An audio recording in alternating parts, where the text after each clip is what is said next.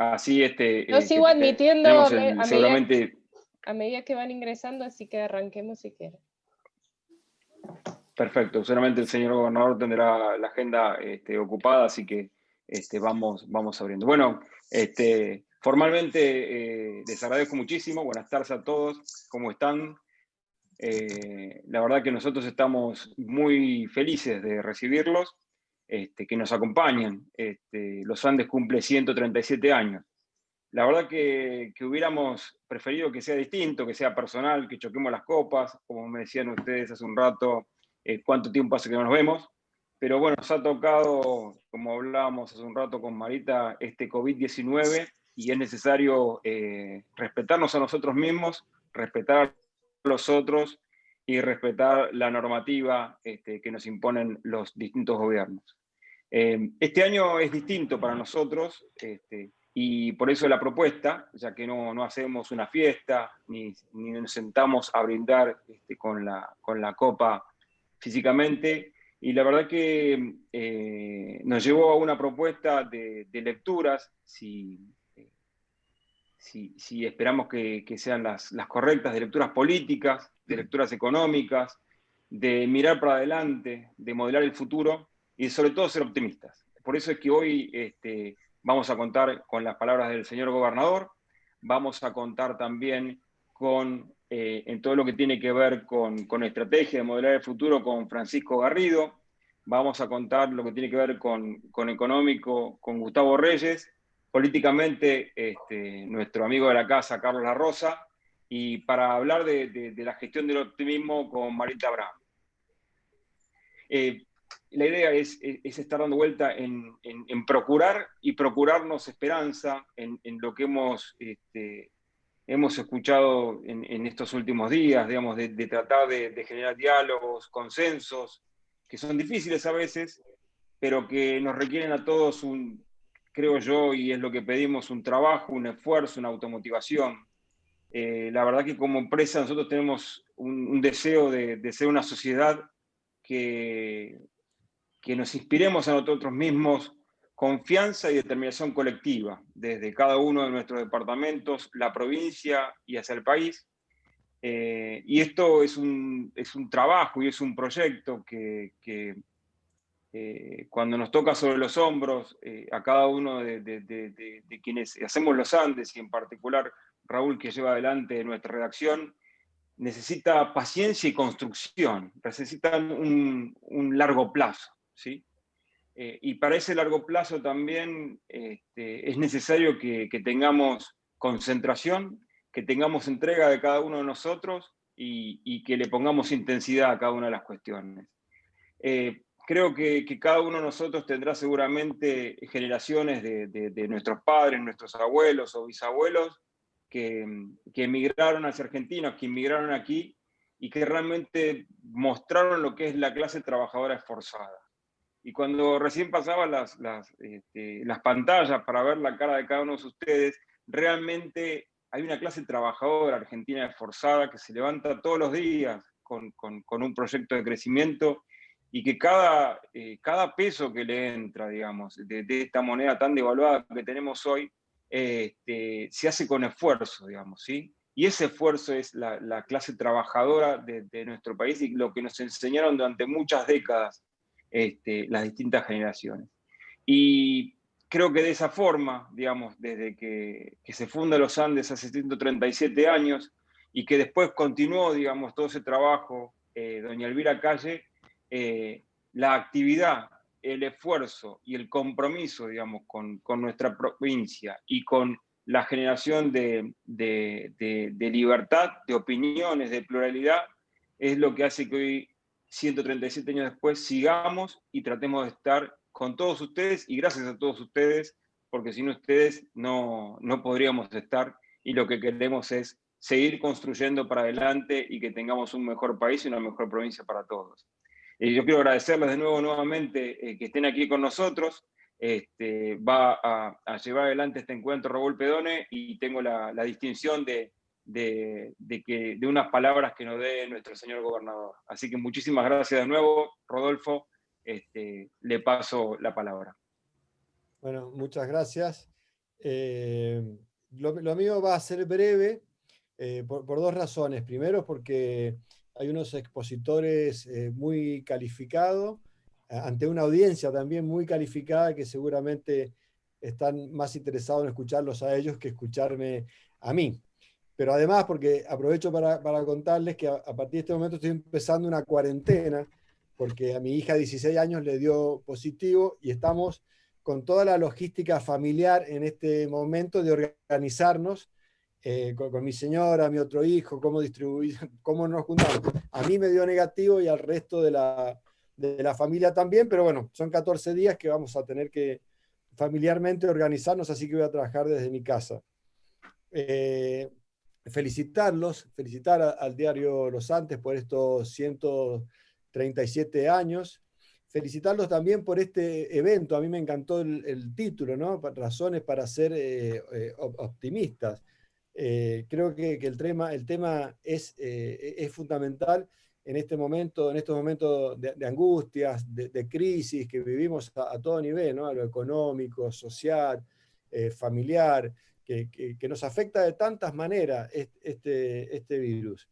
Así que bueno, la reflexión que yo puedo hacer, como decimos los abogados, prima facie parece negativa, ¿no? Porque razones para ser optimista, no tenemos que esperar a que esto finalice para ser optimista. Creo que nos queda un tiempo importante, que el optimismo lo tenemos que tener ahora en las acciones que cada uno desde su lugar nos toca cumplir en esta sociedad nuestra. Pero todos sabemos que esto va a terminar en un momento, como todas las cosas de la vida, en un momento va a terminar, más allá que este proceso a terminar va a ser un proceso complejo. Creo que a todo gran desorden es una gran oportunidad para un nuevo orden. Creo que es una gran oportunidad y que esa oportunidad los argentinos más que nadie no debemos desaprovecharla. Creo que uno de los pilares fundamentales para que nosotros pensemos en un nuevo orden en nuestro país tiene que ver con la confianza. Yo siempre pienso mucho en la confianza que es creerle al otro, que el otro nos crea, en la confianza en tener reglas claras para desarrollarnos como sociedad, en la confianza en la ley, en la confianza de que cuando se habla de sacrificio, un sacrificio tiene que implicar un beneficio en el futuro. Y realmente esto es un proceso que lo tenemos que llevar entre todos. Lo tenemos que hacer como lo hace el diario Los Andes, porque nosotros lo que tenemos que hacer es fortalecer nuestras instituciones, y una institución como es el diario Los Andes de 137 años, está porque tiene la confianza de sus lectores. Y la confianza de sus lectores lo tiene porque son serios, porque hacen periodismo serio y creíble, confiable. Y todos tenemos que hacer ese aporte a la sociedad que viene. Los que nos dedicamos a la función pública más que nadie, más que ninguno. Tenemos muchísima responsabilidad, pero también la tienen los empresarios, la tienen los sindicatos, la tiene el obrero, la tiene el ama de casa, la tenemos todos en este país. Yo creo que si nosotros logramos generar esto, dar los debates, y en esto quiero hacer un pequeño paréntesis, animarnos a dar los debates estructurales que necesitamos. Yo me he animado, no me ha ido muy bien, no me fue muy bien cuando hablé de cambiar la matriz productiva, no me fue muy bien cuando planteé el tema de la educación, que nosotros tenemos que cambiar nuestro sistema educativo, que tenemos que preparar los jóvenes para un mundo que viene, que no lo conocíamos antes de la pandemia y ahora mucho menos. Por eso nosotros planteamos que hay que educarlos en las capacidades, en la adaptabilidad, en la resiliencia, en cuántas cosas que ocurren en el mundo. Planteamos este debate, hemos planteado el debate de reformar nuestras instituciones, pero reformarlas en serio, de manera que la sociedad vea más empatía en quienes los representan, que la forma de elección, de representación, sea más empática con la sociedad. Todos estos debates estructurales, este gobierno se ha animado a darlos. A mí no me gustaría dentro de 10 años estar diciendo me gustaría estar diciendo que nos equivocamos dando estos debates, porque dentro de 10 años yo quisiera que esta provincia no estuviéramos con la cantidad de pobres que tenemos. Dentro de 10 años me gustaría que los exámenes PISA, los mendocinos, los jóvenes nuestros tengan el mejor nivel del mundo, que nuestros políticos sean reconocidos como tales, como el servicio público. Ojalá que si seguimos así y esto ocurre, el que se equivocó ha sido este gobierno, pero si en 10 años estamos iguales, deberíamos comprometernos más todos con estos debates estructurales que tenemos. Ese es el optimismo que yo tengo, y el optimismo no es no bajar los brazos en lo que creo, en lo que creo que tenemos que hacer, y desde este punto, como gobernador de la provincia, lo que me obsesiona es que que haya menos pobres, que haya menos gente que la pase mal. Como decía José Ingenieros, se me viene a la memoria, justicia sufren los que lo padecen, sino también aquellos que entienden las injusticias. Y vivir en una sociedad tan injusta, por más que a algunos bien, es sumamente doloroso. Así que yo espero que después de esta pandemia, sigamos trabajando en forma conjunta, ustedes que son actores fundamentales de la sociedad, para que haya un antes y un después en nuestro país, pero también un antes y un después de la vida de cada uno de los argentinos. Así que muchísimas gracias por la invitación, gracias Luis, gracias a toda la gente que trabaja en Diario Los Andes, y me voy a quedar todo el tiempo que pueda escuchándolos porque realmente tengo mucho interés en escucharlos. Muchísimas gracias a todos. Gracias, Rodolfo, señor gobernador. Rodolfo. Muchas gracias. Online se aplaude así. Sí. ¿Sabían esto?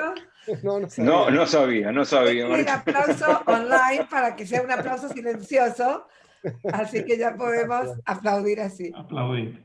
Bueno, gracias, gobernador, por sus palabras, por sus elogios, por darnos también unas palabras para mirar para adelante, y obviamente por su presencia. Y gracias a todos, y una bienvenida a toda la gente que se conectó. La verdad que para nosotros es un placer tenerlos acá. Yo les quería comentar que nosotros cuando... ustedes saben que en los diarios hay algunos momentos claves, ¿no? Como por ejemplo la reunión de la tapa. Y hoy hay una reunión para la web que es en la mañana, que es una reunión de apuestas. Y podríamos decir que estos son dos grandes instancias que hay, ¿no? en la dinámica diaria. En los dos casos, a veces repasamos los temas que tenemos y encontramos todas malas noticias, ¿no? Y decimos, bueno, a ver, la inflación, qué pasó, el récord de coronavirus, ¿no? Y uno tiene que, de esfuerzo, y nosotros mismos decimos, ¿no? ¿Cómo hacemos para darle otra cosa a la gente? Nos cuesta y escarbamos, y nosotros estamos en medio de una sociedad con muchos problemas económicos, políticos, sanitarios, y bueno, y hay que mostrarlo, y bueno, y aparece esta disyuntiva permanente. De ahí nace la idea de, si nosotros todos los días tenemos que dar las noticias que son las que son, ¿cómo hacemos para que en un momento donde paramos un poquito y vamos a celebrar algo, como son los 137 aniversarios de los Andes, nos salimos de esa lógica y levantamos la mirada y pensamos en otra cosa? Esto, más algunos contactos con algunos previos, con algunos de los panelistas, nos dio pie para plantear la consigna de razones para ser optimistas, que como muchas veces dijimos, si no lo tendríamos que poner en signos de pregunta, ¿no? Hay razones para ser optimistas, pero que las encontremos a esa respuesta y que sea positiva cuando terminemos y nos vayamos y nos despidamos, y encontremos al menos un par o algunas razones para ser optimistas, y también para brindar, porque bueno, este es un cumpleaños, es un aniversario, lo que se estila en estos casos es celebrar lo que somos, lo que podemos hacer y cómo podemos salir de esta situación y pensar de una forma positiva. Para ello hemos convocado 4 especialistas, como dijo Luis, uno abocado y enfocado en los temas de estrategia, otro en economía, de política y de gestión del optimismo. Francisco Garrido es quien nos va a hablar del tema de la perspectiva de la estrategia, Gustavo Reyes de la economía, Carlos La Rosa, de enfoque político, y Marita Brán específicamente de la gestión del optimismo. La mecánica del panel van a ser, cada uno de los expositores va a tener 15 minutos para hablar, y vamos a abrir después un espacio de preguntas y respuestas que ustedes van a poder ir formulando a través del chat que nos permite el Zoom, y después las resumiremos, las unificaremos y se las expondremos a cada uno de los panelistas para que también haya un espacio de intercambio y de interactividad. De que en la medida de lo posible está bueno que mantengamos las cámaras encendidas, ya que no estamos presentes, pero nos podemos ver las caras, y los micrófonos apagados por los ruidos ambientes que pueden haber en cada una de las oficinas o los espacios en los que puedan estar. Dicho esto, arrancamos con Francisco Javier Garrido. Él es, todos tienen larguísimas biografías y currículum. Yo lo resumo como un académico, consultor de empresas y organizaciones, autor de 2 libros que se han vendido mucho, como Pensamiento Estratégico y Comunicación de la Estrategia, que han tenido difusión en todo el mundo. Es miembro de la Real Academia Europea de Doctores en España, tiene maestrías, posgrado y distinciones en prestigiosas universidades, Gran Bretaña, China y España. Por lo tanto, Francisco, te cedo la palabra cuando quieras empezar. Adelante. Muchas gracias. Bueno, antes que todo quiero agradecer la invitación, porque estar celebrando los 135 años de una organización es sin duda un lujo.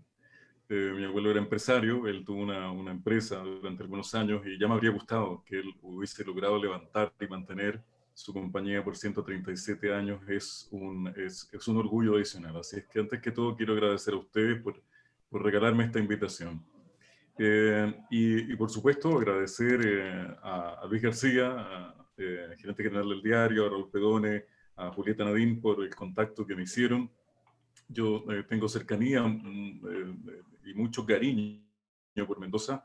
Doy clases allí en el MBA y en el doctorado de la Universidad Nacional de Cuyo, y tengo hace algunos años ya, siempre destino un tiempo y cada vez más tiempo con mucho cariño para estar por Mendoza, y el diario de ustedes de verdad me gusta mucho. Siempre suelo, cuando llego a alguna región, a algún país, tomar el diario más representativo, y Diario Los Andes siempre ha sido para mí una muestra, una mirada muy integral y muy interesante de lo que pasa en la región. Como comentaba Raúl, la temática yo la voy a tomar desde la perspectiva de la estrategia, que es mi especialidad, y intentar darle entonces esta lógica de optimismo desde la mirada estratégica. Es un acto interesante y no es algo tan distinto a lo que nos toca hacer cuando hacemos modelamiento estratégico, que es básicamente de lo que se trata el diseño y la formulación de la estrategia de una organización, cualquiera sea. Tenemos que modelar, y una de las formas de modelamiento es optimista. Y modelar y tener una mirada sobre algo, por supuesto, depende de nosotros, de cada persona que toma decisiones, ¿no? Yo siempre le digo a mis alumnos de MBA en distintos lugares donde me toca dar clases en distintos países, que lo más importante es la mirada que tenemos nosotros sobre la toma de decisiones, sobre el futuro. Lo que no está en la cabeza de los gerentes, siempre decimos, no existe en las organizaciones, ¿no? Y por el contrario va a existir aquello sobre que pongamos foco, aquello sobre lo que pongamos nuestra mirada, sobre lo que pongamos también nuestro esfuerzo y nuestro corazón. De ahí entonces que esta temática la voy a tomar desde la perspectiva optimista en tiempos cooperativos, porque voy a explicar por qué la estrategia de tipo cooperativa se espera que tenga mucho más desarrollo durante el siglo XXI que lo que fue en el siglo XX la estrategia competitiva, y anteriormente a eso, pensemos que la estrategia tiene 3.100 años de historia relatada, fue la estrategia conflictiva o para la guerra, para el conflicto.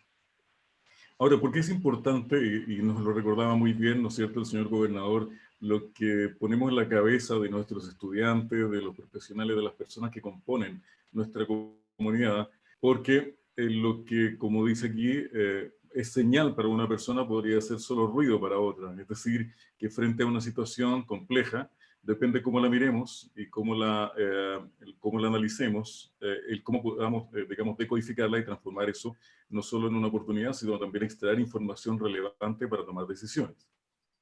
Porque los datos son muy importantes para tomar decisiones, pero depende de si la persona sabe usarlos o no.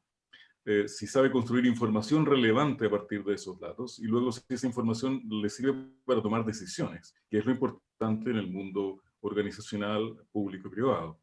Eligen y elegimos, ¿no es cierto?, las personas que nos representan para que tomen decisiones. Eso viene con el cargo. Por tanto, si a alguien no le gusta tomar decisiones, es mejor que no se dedique a cargos directivos, porque eso viene con el perfil del cargo.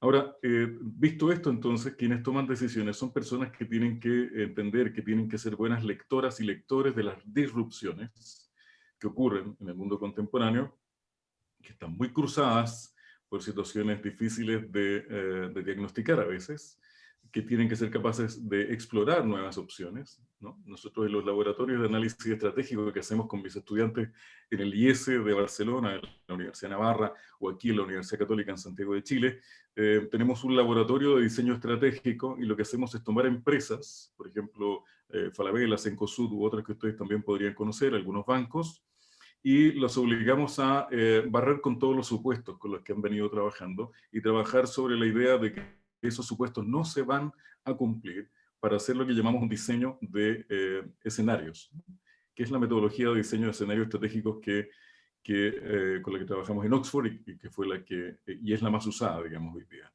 para el diseño estratégico. Y que eso les permita desarrollar entonces confianza en sus propios modelos de toma de decisiones.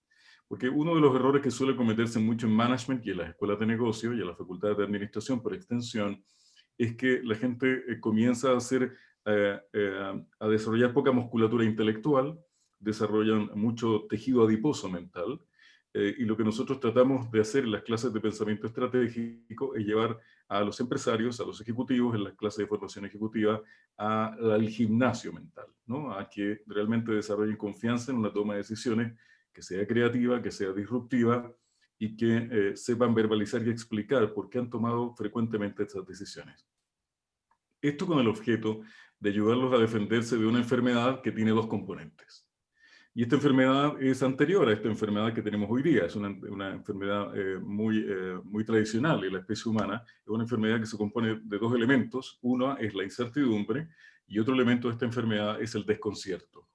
Y son cosas completamente distintas. La incertidumbre surge cuando nos falta información respecto de la realidad. La realidad es una realidad entre comillas, porque es una construcción, y por tanto marca los límites de nuestra capacidad de predecir, ¿no? Es un límite de predicción, ¿no? Eso es incertidumbre. No sé lo que va a pasar, ni tengo los elementos, o no me han ayudado a desarrollar los elementos para predecir con mayor fiabilidad. Y otra cosa distinta es el desconcierto, que marca los límites de la operación. Es decir, el desconcierto nos paraliza. Y por tanto, dentro de este componente, dentro de esta ecuación, el desconcierto, digamos que es un componente más complejo y que genera más daño, que es la incertidumbre.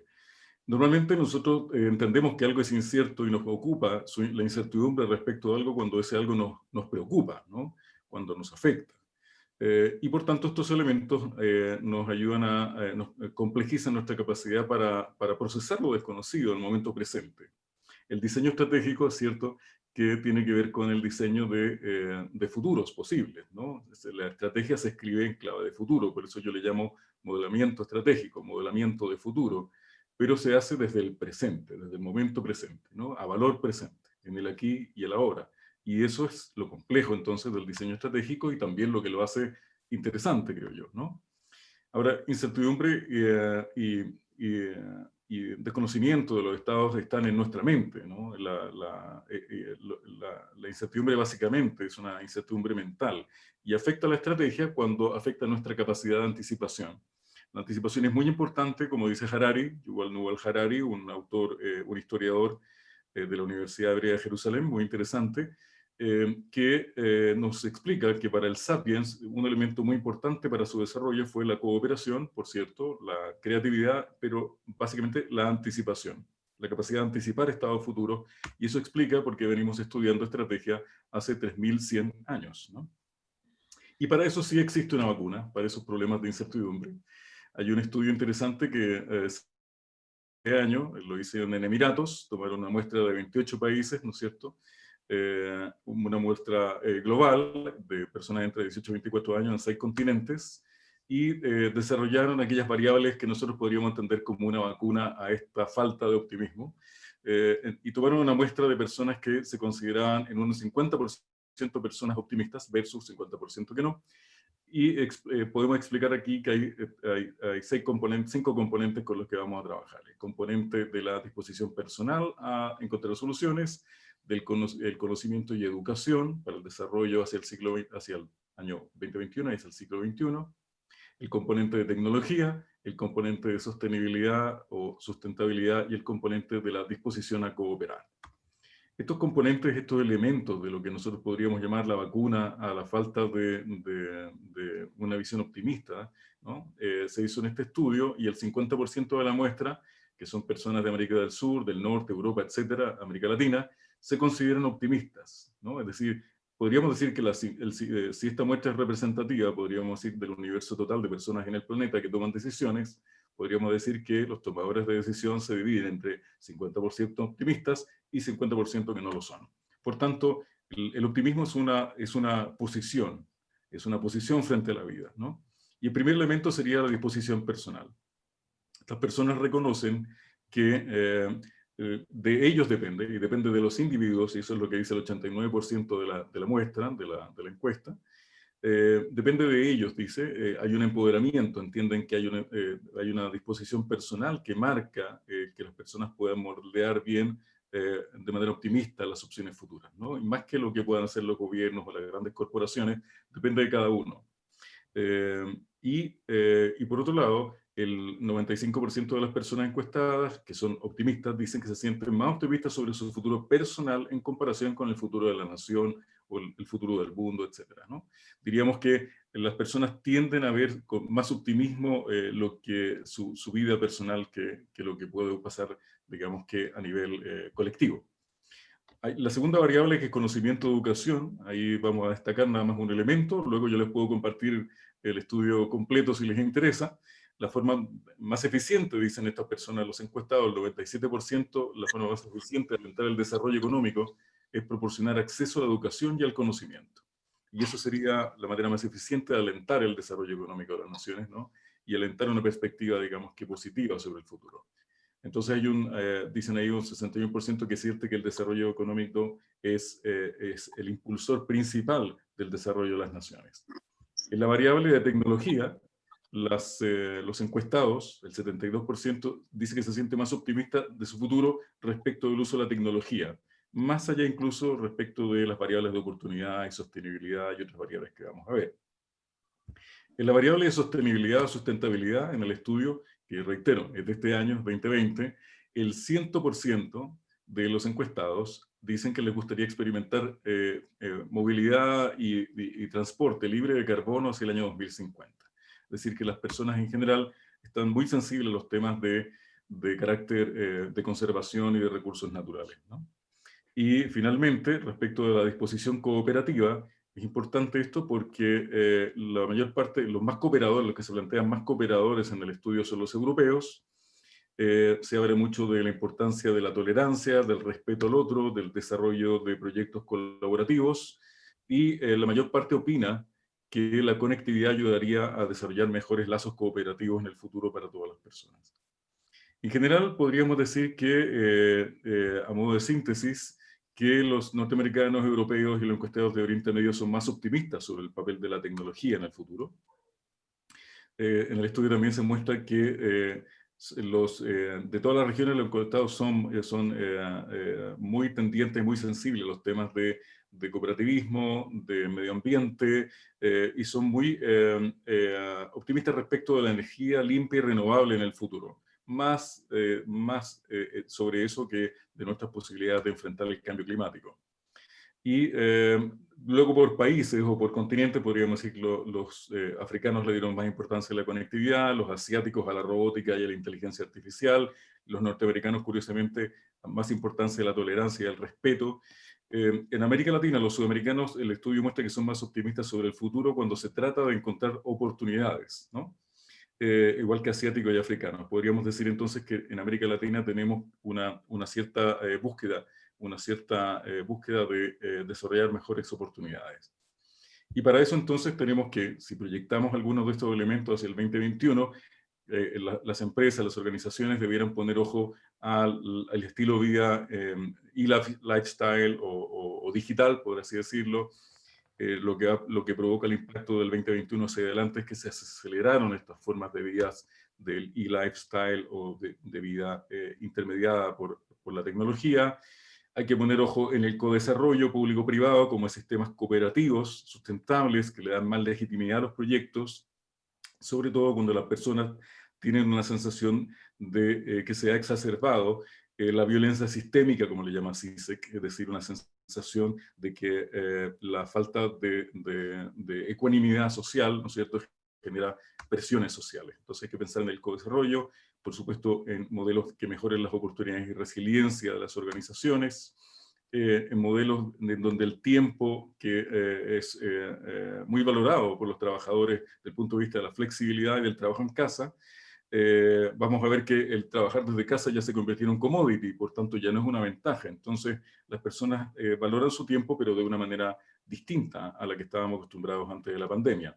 Y respecto del trabajo, las tareas automatizadas, la profesionalización de las áreas de trabajo, de teletrabajo, requieren un esfuerzo adicional de las áreas de recursos humanos o de dirección de personas, porque hay una mayor presión de estrés por permanecer en el mismo ambiente donde la gente ha estado confinada, es lo que se está dando en Europa incluso ahora.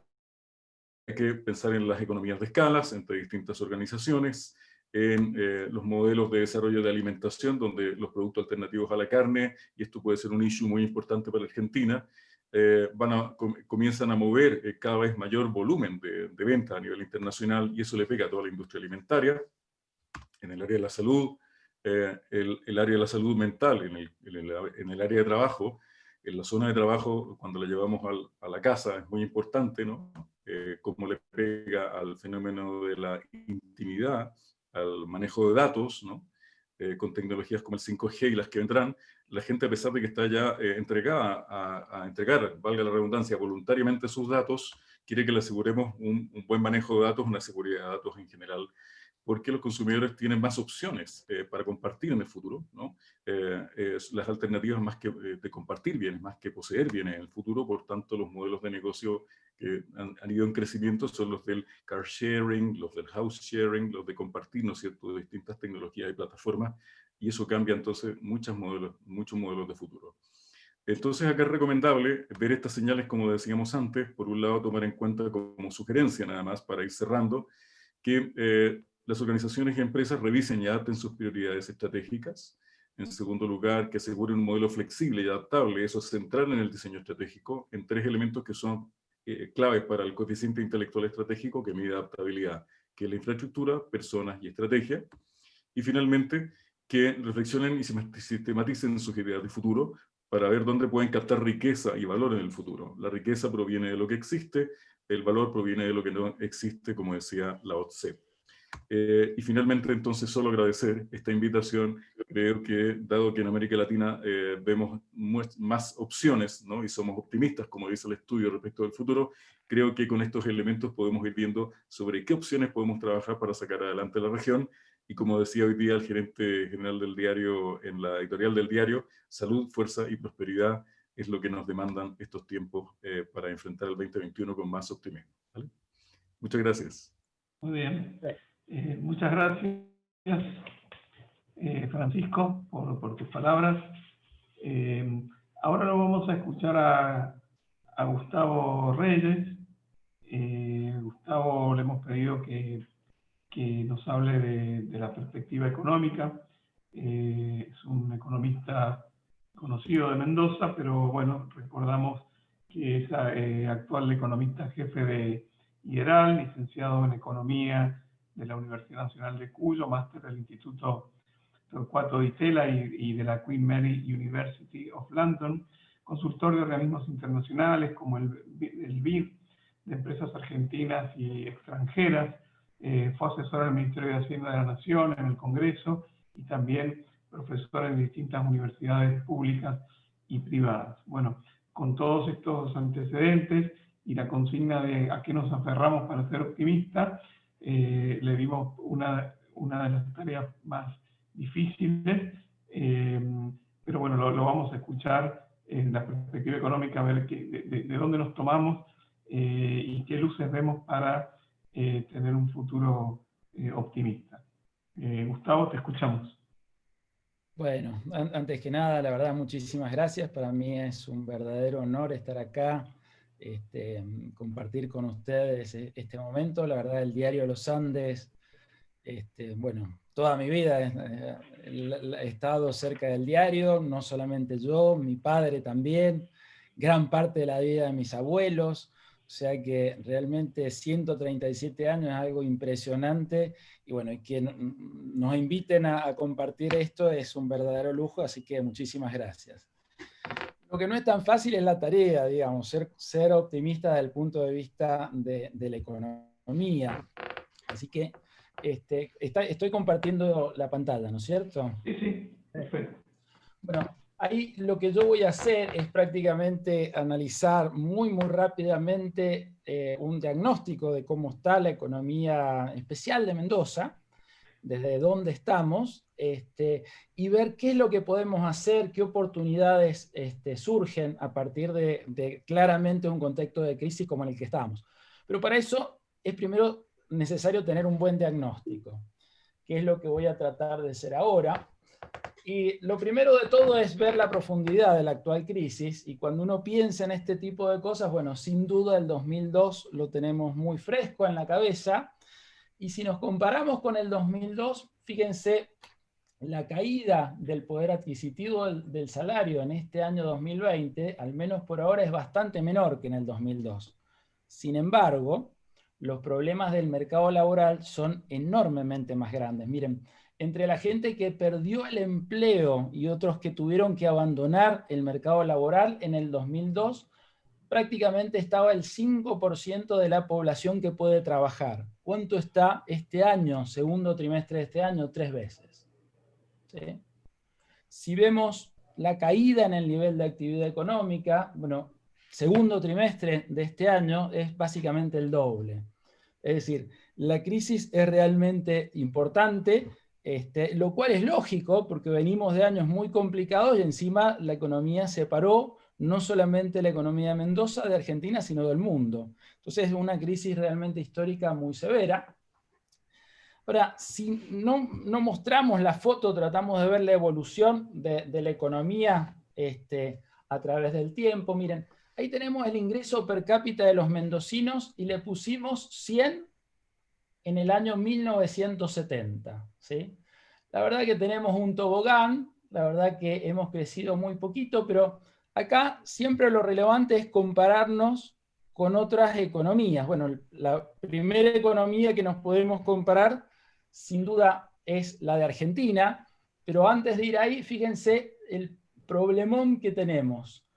2020 estamos casi al mismo nivel que en 1999 y casi al mismo nivel que fines de los 70. Si nos comparamos con los argentinos, bueno, lo que tenemos es básicamente un poquito mejor. Déjenme que borre los garabatos que puse. Un poquito mejor que Argentina, pero bueno, ustedes dirán, bueno, también te estás comparando con, sabemos que a Argentina no le ha ido muy bien. En el barrio, ¿cómo estamos? ¿Cómo estamos con Latinoamérica? Bueno, la verdad que Latinoamérica muchísimo mejor. Partimos del mismo lugar y fíjense que está 174. Y si nos comparamos con el mundo, la verdad que el mundo muchísimo más. ¿Y por qué? Porque nos caímos varias veces, ¿sí? Y cuando nos levantamos nos volvimos a caer, y esto ha sido una constante. Tomé de 1970 porque es más o menos un poquito, apenas un poquito menos de mi edad, y es donde hay datos más o menos confiables.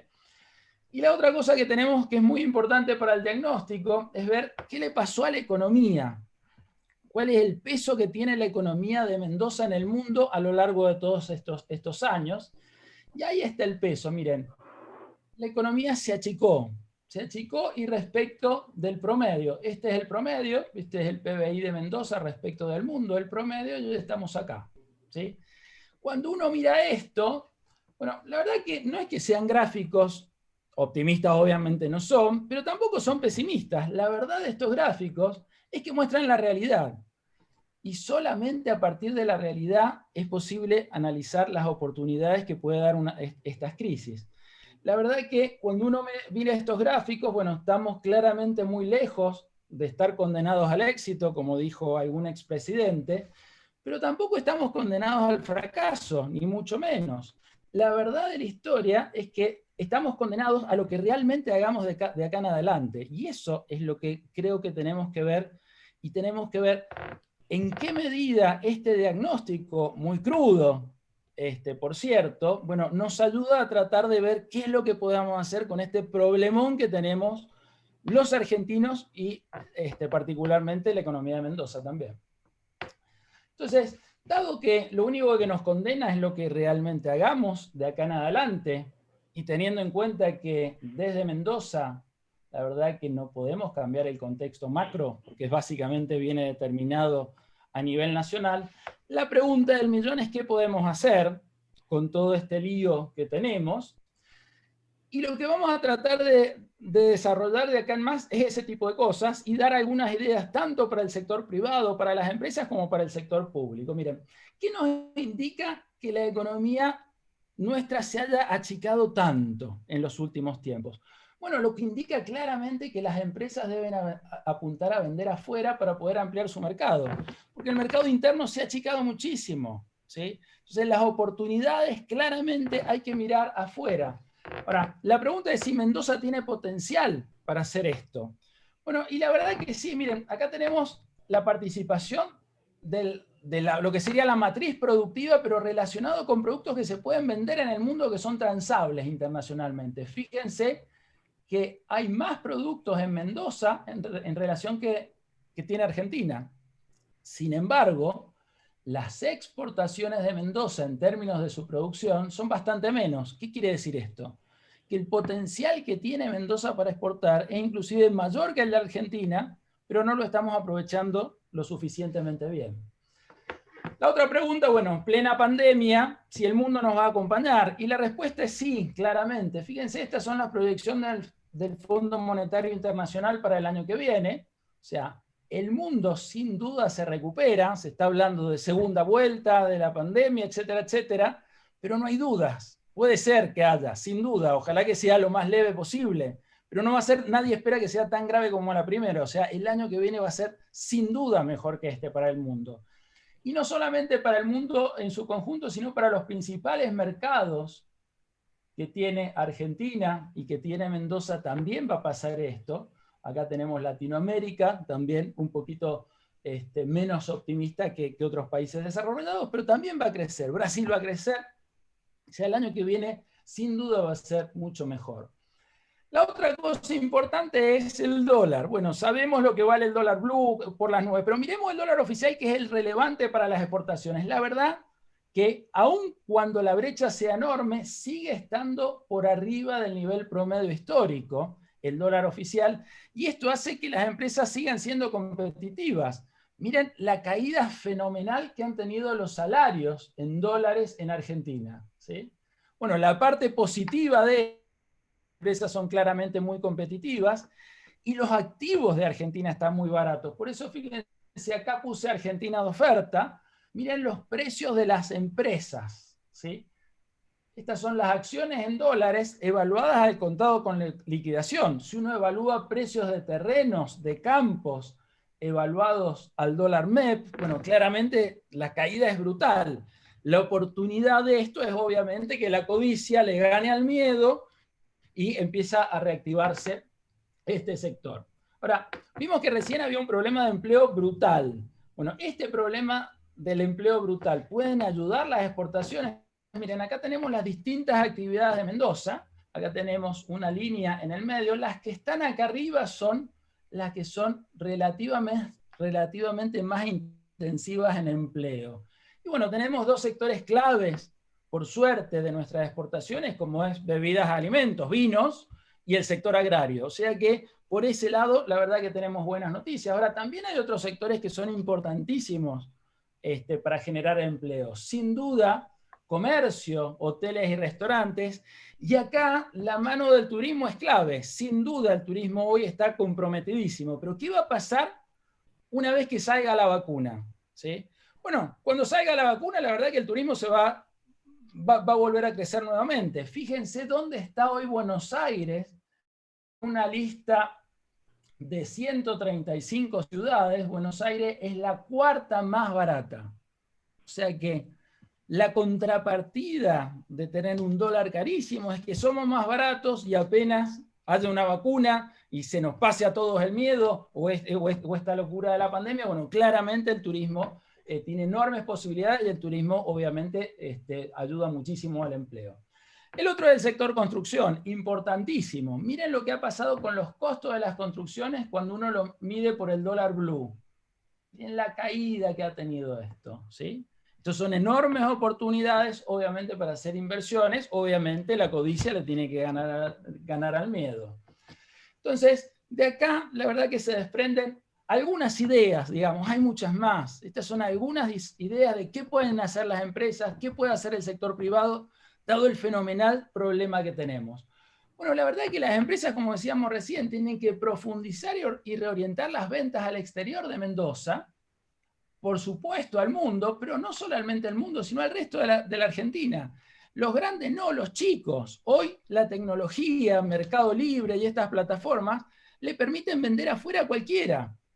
O sea, esto es importantísimo. No hay negocio que se debería concebir hoy sin pensar en este tipo de cosas, o vender al exterior o al menos al resto de Argentina. Es la única forma que tenemos de ampliar los mercados en el medio de esta crisis. Las empresas, bueno, los activos yo decía que estaban baratísimos. Bueno, ¿qué quiere decir esto? Que hay que buscar socios extranjeros para que nos ayuden con los mercados, que nos ayuden con los capitales. Somos baratísimos, nuestras empresas están baratísimos. Hay que empezar a ver más a Chile como un socio, no como un rival, ¿sí? Hay muchos ejemplos de empresas que se han juntado, de hecho bodegas chilenas que están acá, que le ha ido bárbaro. Bueno, la verdad que eso es muy importante aprovecharlo y profundizarlo. El e-commerce, lo decíamos recién con el tema de Mercado Libre, es fundamental, digamos, sobre todo para los pequeños. O sea, esto es muy importante.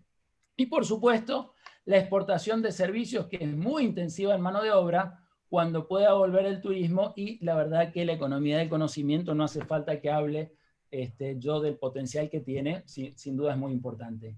¿Qué puede hacer el sector público para ayudar en estas cosas? Bueno, la verdad que muchísimas cosas. Obviamente en el e-commerce, capacitación a pequeños comerciantes, han habido importantes avances en el gobierno en esto, y la logística del transporte. Enseguida vamos a hablar de qué se puede hacer, pero es importantísimo esto. Una logística más rápida, más barata para todo el transporte, no solamente para exportar, sino para vender al resto de la Argentina. Ese debería ser el norte, vender fuera de Mendoza todo lo posible. Es la única forma de empezar a agrandar otra vez la torta que tiene Mendoza. ¿Qué más puede hacer? Bueno, en exportaciones de servicios, bueno, claramente de la economía del conocimiento, claramente mejorar la infraestructura tecnológica. Complicadísimo con las nuevas regulaciones a nivel nacional. Ese es el gran desafío. Pero si uno mira, no tenemos el ranking de cómo está Mendoza, pero miren cómo está Argentina en el ranking de infraestructura tecnológica. En 63 países estamos 59. O sea, hay muchísimo acá para mejorar. Acá el desafío es cómo captar inversiones que mejoren la tecnología. Basta de tener estos problemas que hacemos un Zoom y nos congelamos todo y ese tipo de cosas. Bueno, es clave poder mejorar en eso. ¿Qué otras cosas puede hacer el sector público? ¿Qué es el sector público? Y el gobierno provincial y municipios. Bueno, lo que hay que tener claro es que tiene una restricción de fondos fenomenal. Está el gobernador ahí escuchándome, claramente lo sufre, creo que todos los días, a esto, y esto es una restricción enorme. Entonces, ¿qué ¿Qué nos pasa a nosotros que estamos del otro lado en el sector privado? Todos tenemos restricciones de fondos y enormes, ¿sí? Bueno, lo que estamos haciendo, muchísimos probablemente comparten, algunos sí, otros no, pero a lo mejor utilizando esos fondos que tuvimos anticíclicos en el pasado. El gobierno provincial lamentablemente no tiene esos fondos anticíclicos. Ahora, sí tiene, ¿cuál es el verdadero fondo anticíclico que tiene la economía? Bueno, empecemos por el corto plazo y después vamos a hablar muy rápido del largo plazo. El verdadero fondo anticíclico que tiene la economía es la plata que tiene el sector privado, todos los dólares que compró durante todo este tiempo. Entonces, la clave es cómo movilizar eso, cómo aprovechar el valor del dólar y todo eso, esa plata que tiene. Y el fondo anticíclico que tiene el gobierno, la verdad que son los terrenos que tienen, las empresas públicas. Entonces, una forma de movilizar estos fondos aprovechando el alto valor del dólar y por lo tanto debajo de los terrenos, es empezar a licitar terrenos para construcciones. Empezar a hacer concesiones de obras y servicios. El proyecto este de licitar el Perilago es una excelente idea, pero hay muchísimas cosas más. Se pueden licitar rutas que se paguen con peaje, etcétera, etcétera. Privatizar, esta palabra que ya casi parece una mala palabra, digamos. Claramente, es el único activo que hoy tiene el gobierno. O sea, como la gente está vendiendo su ahorro para tratar de mejorar la situación, bueno, una forma es privatizar. ¿Por qué? Porque si se concesionan terrenos, obras, se licitan terrenos, la verdad que esto va a traer un efecto fenomenal de financiamiento para el gobierno y para el empleo. Y con privatizaciones se va a mejorar la infraestructura porque el gobierno no tiene plata, ¿sí? Y se necesita muchísima infraestructura en Mendoza. Y además, obviamente, va a mejorar el financiamiento. Pero también hay que tener una mirada, me queda muy poquito tiempo, pero para el mediano plazo, el norte. Bueno, hay enormes problemas en el mercado laboral. La pandemia los mostró tal cual.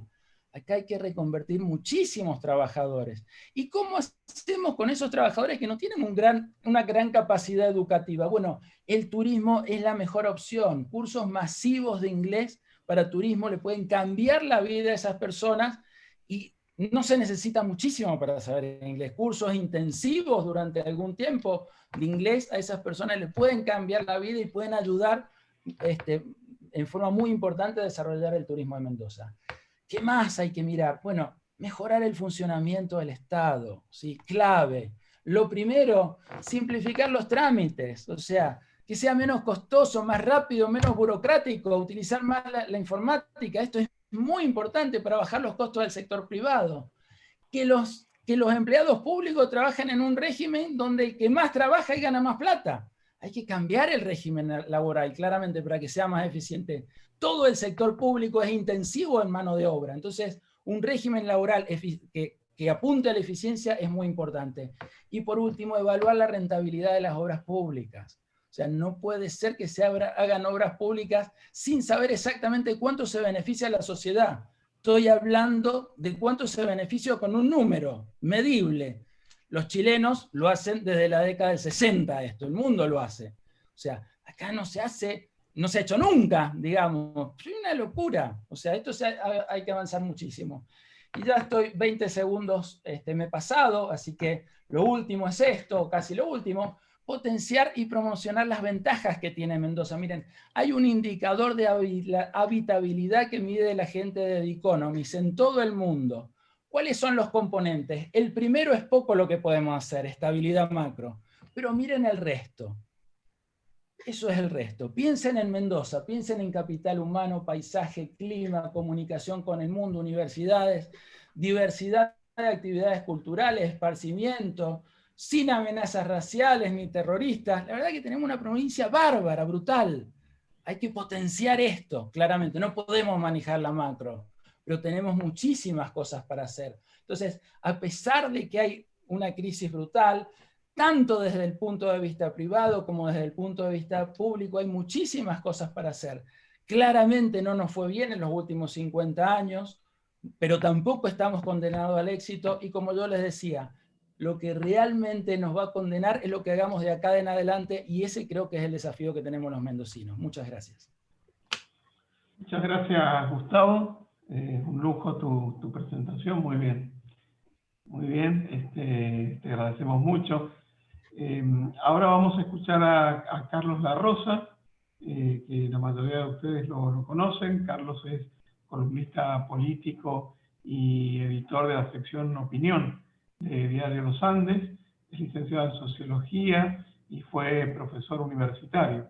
También fue ministro de Cultura, Ciencia y Tecnología de la provincia de Mendoza y convencional constituyente de la Reforma Nacional de 1994. Es también columnista de Radio Mitre. Y Carlos, te cedo la palabra para que nos hables sobre qué razones para ser optimista tenemos ante un contexto político complicado como el que vivimos los argentinos. Bueno, muchas gracias. Primero que todo, si tengo que sacar la foto de lo que estamos viendo en la actualidad, no creo que tengamos tantas razones para ser optimistas, ni siquiera creo que vayamos por un buen camino. O sea que yo no voy a hacer propuestas, porque tengo que ser realista. Pero sí quiero imaginar un ejercicio en el cual pensemos qué significa lo que la Argentina tiene. O sea, lo que la Argentina es. No lo que la Argentina tiene que hacer, que eso lo sabrán los políticos o lo formularemos en una cuestión de programación estratégica. Yo quiero saber qué tenemos los argentinos para ser optimistas. ¿Es todo malo lo que tenemos? ¿Solo estamos condenados a que nos vaya mal en cada una de las cosas que hacemos, como parece que viníamos de 50 o 60 años? No. Los argentinos estamos complicados, pero no empezamos de cero. Primero que todo, en términos políticos, necesitamos una nueva generación política renovada. Al decir nueva generación política, estoy diciendo cualquier cosa menos el que se vayan todos. Porque el que se vayan todos, ya lo hemos probado desde el 2002 hasta la fecha, y cada vez que alguien se va, el que viene bajo esta característica y esta modalidad es peor que el que se va. O sea que no conviene bajo ningún punto de vista que se vayan porque terminan siendo mejores los que se fueron que los que quedaron. No es tan simple. Hay que buscar una forma en que construyamos un proyecto político nuevo de provincia y de nación. Primera actitud para empezar es, lo primero que tenemos que hacer, todos, en particular los políticos, pero todos los argentinos. Hay verbos que son más importantes que otros. Los 3 verbos para hacer esto son sintetizar, consensuar y reconstruir. Sintetizar, consensuar y reconstruir. Mientras que nosotros hoy vivimos bajo la hegemonía, bajo el mandato de dividir, hegemonizar y deconstruir. Dividir, hegemonizar y deconstruir. O sea, son, y tenemos una característica principal, que estamos convencidos de la refundación. Siempre queremos empezar de cero. Y no hay nadie en el mundo que empiece nunca de cero, salvo un niño que nace a la vida. Y aún así viene condicionado por sus genes. No es así. No podemos empezar de cero. No podemos refundar. Hay que rescatar todo lo positivo de nuestra historia, a la cual lo negativo hoy tapa, pero que está, es real, es oculto, pero existe. Empecemos entonces sobre lo positivo de nuestra historia. Primero que todo, el avance institucional. Hemos vivido una democracia con muchas falencias. Ya la contó Gustavo desde el punto de vista económico y tenemos grandes dificultades. Pero es una democracia que avanzó. Una democracia que surgió con buenas raíces. En la primera etapa, en la década de los 80, lo importante de esta democracia fue que sembró fortalezas para el futuro. No hay que verlo tanto por lo dramático que significó que no se pudieran terminar los 6 años de gestión de Alfonsín. Hay que verlo por lo que esa gestión evitó. En el gobierno de Alfonsín hubo intento de golpe de Estado, hubo intento de golpe económico, hubo intentos guerrilleros, hubo todo tipo de huelgas sindicales a más no poder.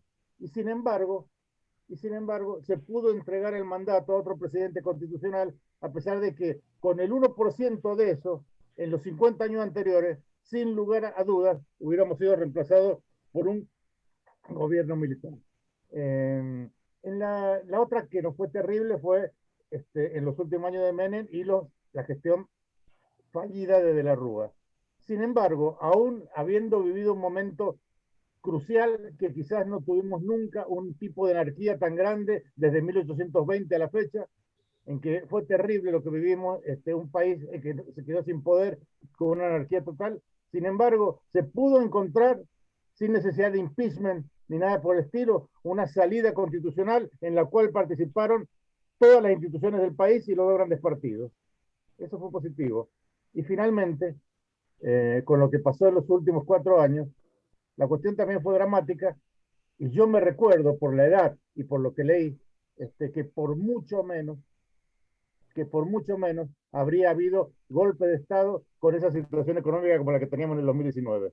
Y sin embargo, solo se traspasó perfectamente el gobierno y se pudo cumplir con los 4 años de gestión. O sea que cada vez institucionalmente vamos un poquitito más adelante en temas institucionales. No estamos bien, sin embargo, en el tema educativo, social y económico. Pero no estar bien hay que ver en relación con qué. Hay un ejemplo que siempre dicen algunos autores, que es el caso de Alemania. Alemania en la Segunda Guerra Mundial, cuando terminó, parecía el desierto del Sahara. Parecía un desierto con apenas pequeños oasis separados. Estaba todo destruido. Cualquier país que nunca había empezado ningún tipo de construcción, cualquier país africano, recién comenzando con todos los dramas y las tribus, era equivalente a Alemania. Pero sin embargo, Alemania tenía otras cosas. Alemania tenía una clase media. Alemania, debajo de los escombros, tenía el mapa de la ciudad. Vale decir, tenía trazado y diseñado las vías del tren, las calles, todas las estructuras para poder levantar los edificios. Solo se necesitó plata. Pero con la plata, cuando se consiguió, con el Plan Marshall y todo lo que ustedes conocen, en 3 o 4 años, Alemania se levantó. ¿Por qué? Porque tenía las cuestiones institucionales, las cuestiones económicas, la infraestructura por debajo de los escombros que le permitieron reconstruirse en 5 años. Y Alemania, que vivió la más atroz barbarie del siglo XX, logró en 5 años reconstruirse una parte y luego logró, años después, unificar o reunificar a la nación alemana, que estaba dividida en dos, en el momento en que todos los países se dividían con la caída de la Unión Soviética, en la que todos los países se dividían y sin embargo Alemania se reunificó. Bueno, Argentina tiene algo de todo eso. Nosotros tenemos una movilidad social y una experiencia educativa que no tiene ningún país de América Latina. La tenemos oculta, encerrada, porque hoy la movilidad social no se ve. Y educativamente estamos 7º o 8º cuando siempre fuimos primeros. Eso es la verdad. Pero están. Solo hay que sacarla de los escombros y comparado con el resto de los países de América Latina, podemos reconstruirnos fácilmente, porque la clase media, ahora hay mucha gente que es pobre en Argentina, pero que tiene adentro suyo, por herencia, por generaciones, toda una cultura de clase media. Tenemos el sistema educativo más importante que tuvo nunca América Latina y que sin embargo está allí, también oculto, encerrado por nuestras trabas. Las grandes corrientes políticas argentinas fueron fundamentales para la movilidad social y la educación. El liberalismo aportó o contribuyó al ascenso social y educativo mediante la educación y los derechos individuales. El radicalismo lo hizo mediante la integración social y los derechos políticos. Y los peronistas mediante la movilización y los derechos sociales. O sea que allí hay una síntesis brutal que ya hizo la historia, por más que nos dividamos entre uno y otro, una síntesis social de una historia posible que podemos tener. Tenemos dificultades con los pobres nuevos. Los pobres nuevos no tienen la conciencia clara de clase media, nunca vivieron la movilidad social y se pueden terminar acostumbrando a estar totalmente separados, se pueden transformar en lumpen proletariado, alejado de la conciencia social y organización histórica de la Argentina. Por eso es tan importante, por eso es clave, integrar cuanto antes a todo este mundo de la pobreza, que si no corre enorme peligro de alejarse de todos nosotros. En Mendoza, las instituciones son más sólidas que el promedio. Por eso son más resistentes y son menos los políticos que las quieren derruir. Pero tiene un problema de clase política, Mendoza.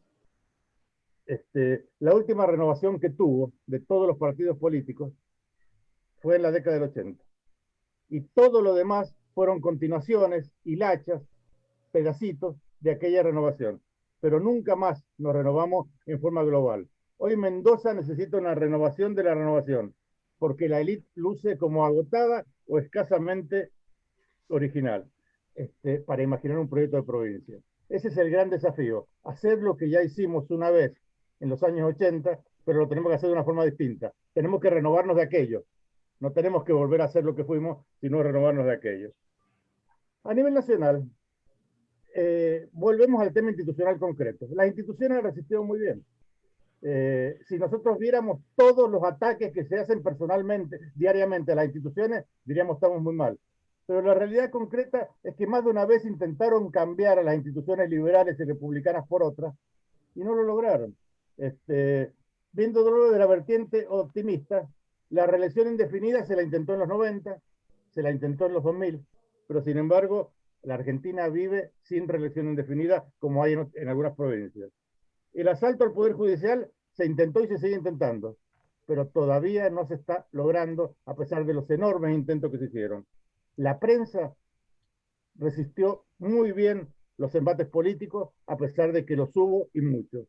La República Liberal Constitucional sigue existiendo, a pesar de que se la quiso cambiar por otras cosas, y tenemos gobierno, oposición y todas las instituciones, aún hackeadas, aún atacadas, aún criticadas, existentes. Hay conciencia social, hay clase media, hay movilidad social y hay instituciones. Lo que pasa es que no están funcionando porque la élite quiere cambiarlas por otras y porque hay dificultades enormes en renovar todo esto.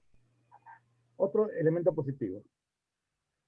Por primera vez desde 1983 a la fecha, además de que ha durado 35 años la democracia, tenemos dos coaliciones, no solo dos partidos, sino dos coaliciones en que de alguna manera se divide el país. Tenemos una coalición del 41% y otra coalición del 48%. Expresan distintas tendencias profundamente diferentes. Pero sin embargo existen, están, y cualquiera de las dos hoy puede ser alternativa de gobierno, o sea que más allá de la voluntad o no de la hegemonía, cualquiera de las dos puede ser inmediatamente reemplazada por la otra a través del voto popular. Dos coaliciones no es un tema menor. Nunca la tuvimos hasta ahora. Siempre una reemplazaba a la otra y la otra se disolvía. Se dividía en 4, en 5, en 6, en lo que fuera.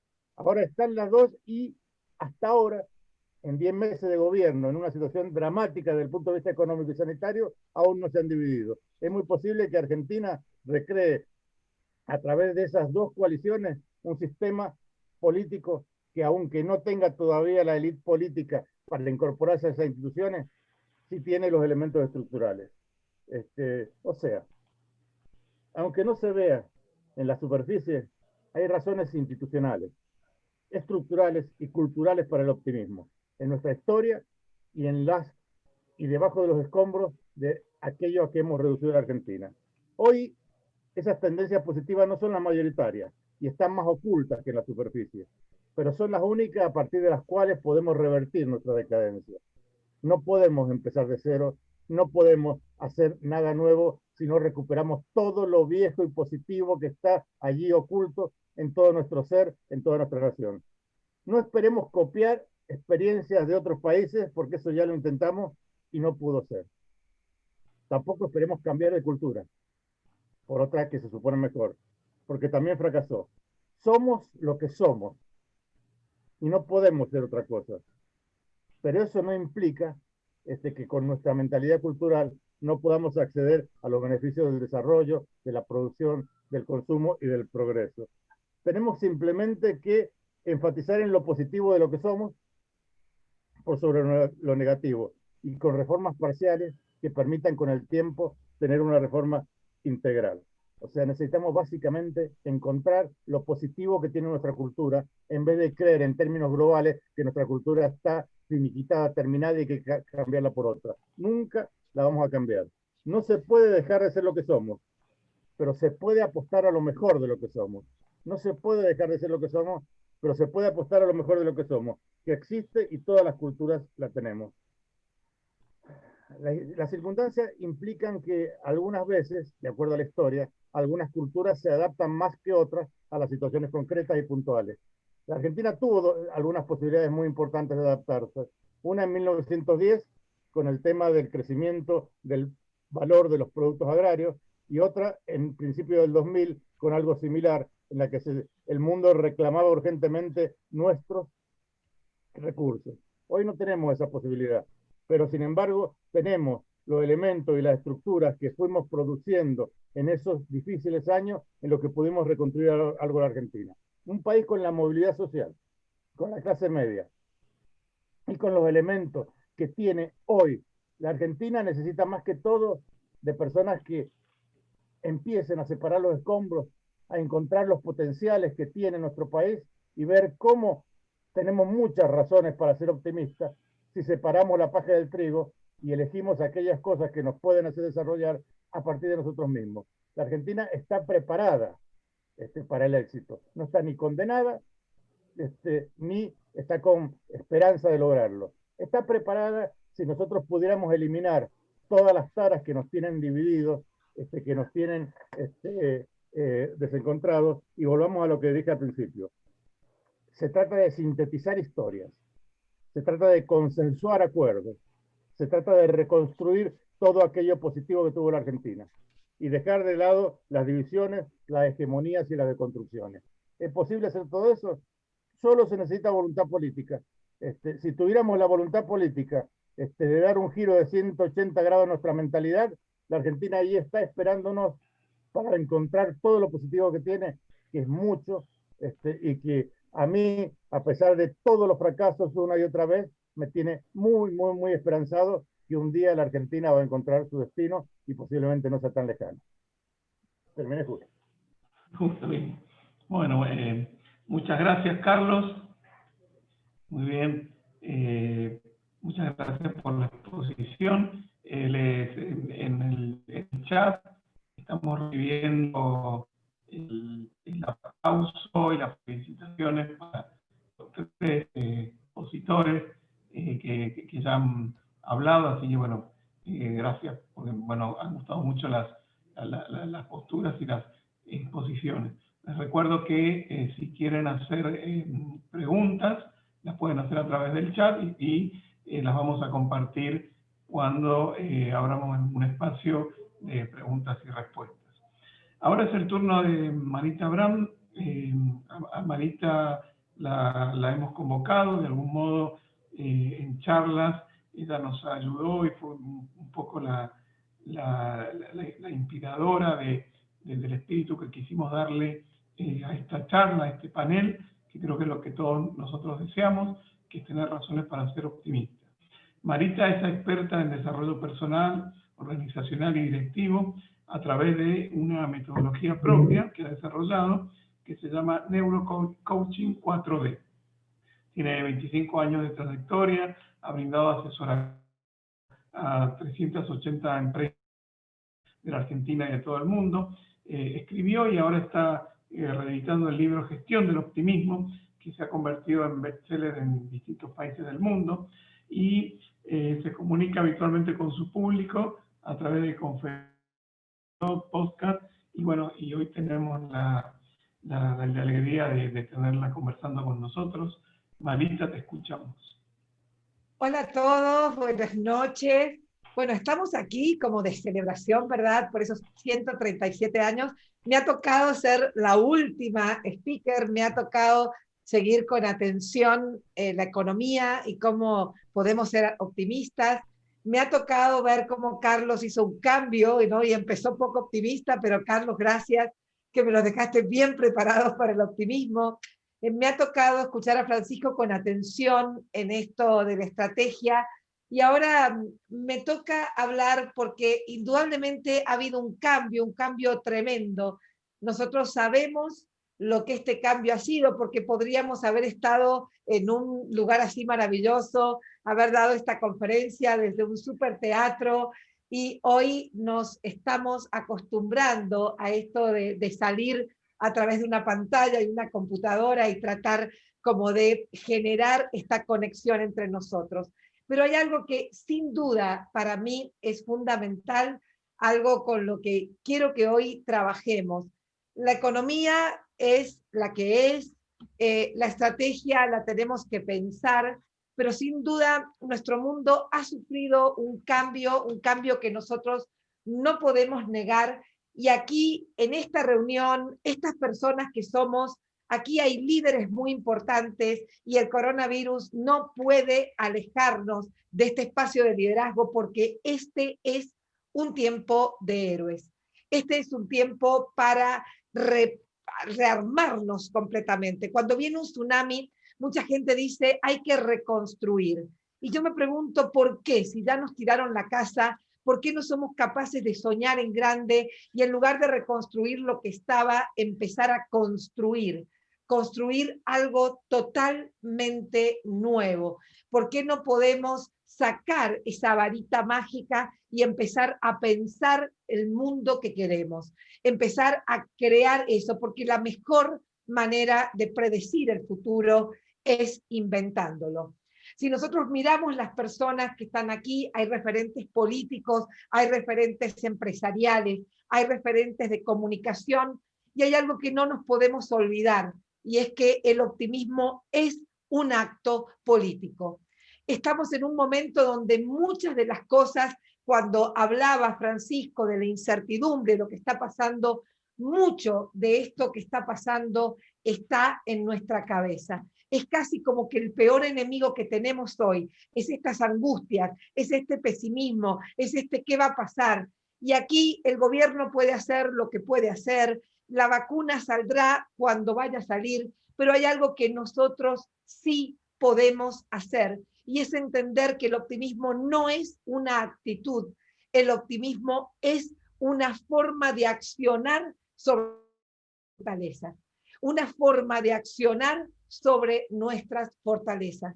Aquí es el momento de encender cerebros, señores. Aquí es el momento que todos los que estamos aquí entendamos que es un momento de héroes. Somos capaces de ser esos héroes que el mundo necesita, somos capaces de ser esos héroes que Mendoza necesita, somos capaces de dar vuelta a esta situación, porque esto va a pasar. Esto va a pasar. El tema es cómo nos va a encontrar después. El tema es cómo somos capaces de construir después. El tema es cómo somos capaces de pensar en grande, pero actuar en pequeño. Cómo somos capaces de soñar en grande, porque somos de la medida de nuestros sueños. Y acá hay gente increíble que puede trabajar para eso. Por eso es el momento de dejar la tremenditis. Es el momento de entender, estamos en una pandemia. Nunca el mundo estuvo mejor preparado para una situación como esta. Nunca el mundo estuvo mejor preparado. Hay que empezar a sacar humo de las cabezas, señores.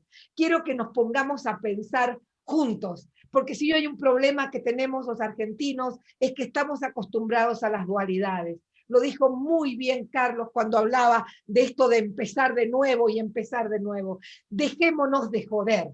Aquí hay gente que puede trabajar junta, no me importa lo que pensás, no me importa cuál es tu tendencia política, no me importa dónde estás parado, no me importa en qué sector, si votaste este gobierno, si no lo votaste, no me importa, porque este es momento de héroes. Este es momento de sacar la capa, señores. Este es el momento de empezar a pensar juntos la Argentina que queremos. Indudablemente el dólar como está no nos da mucho aliento.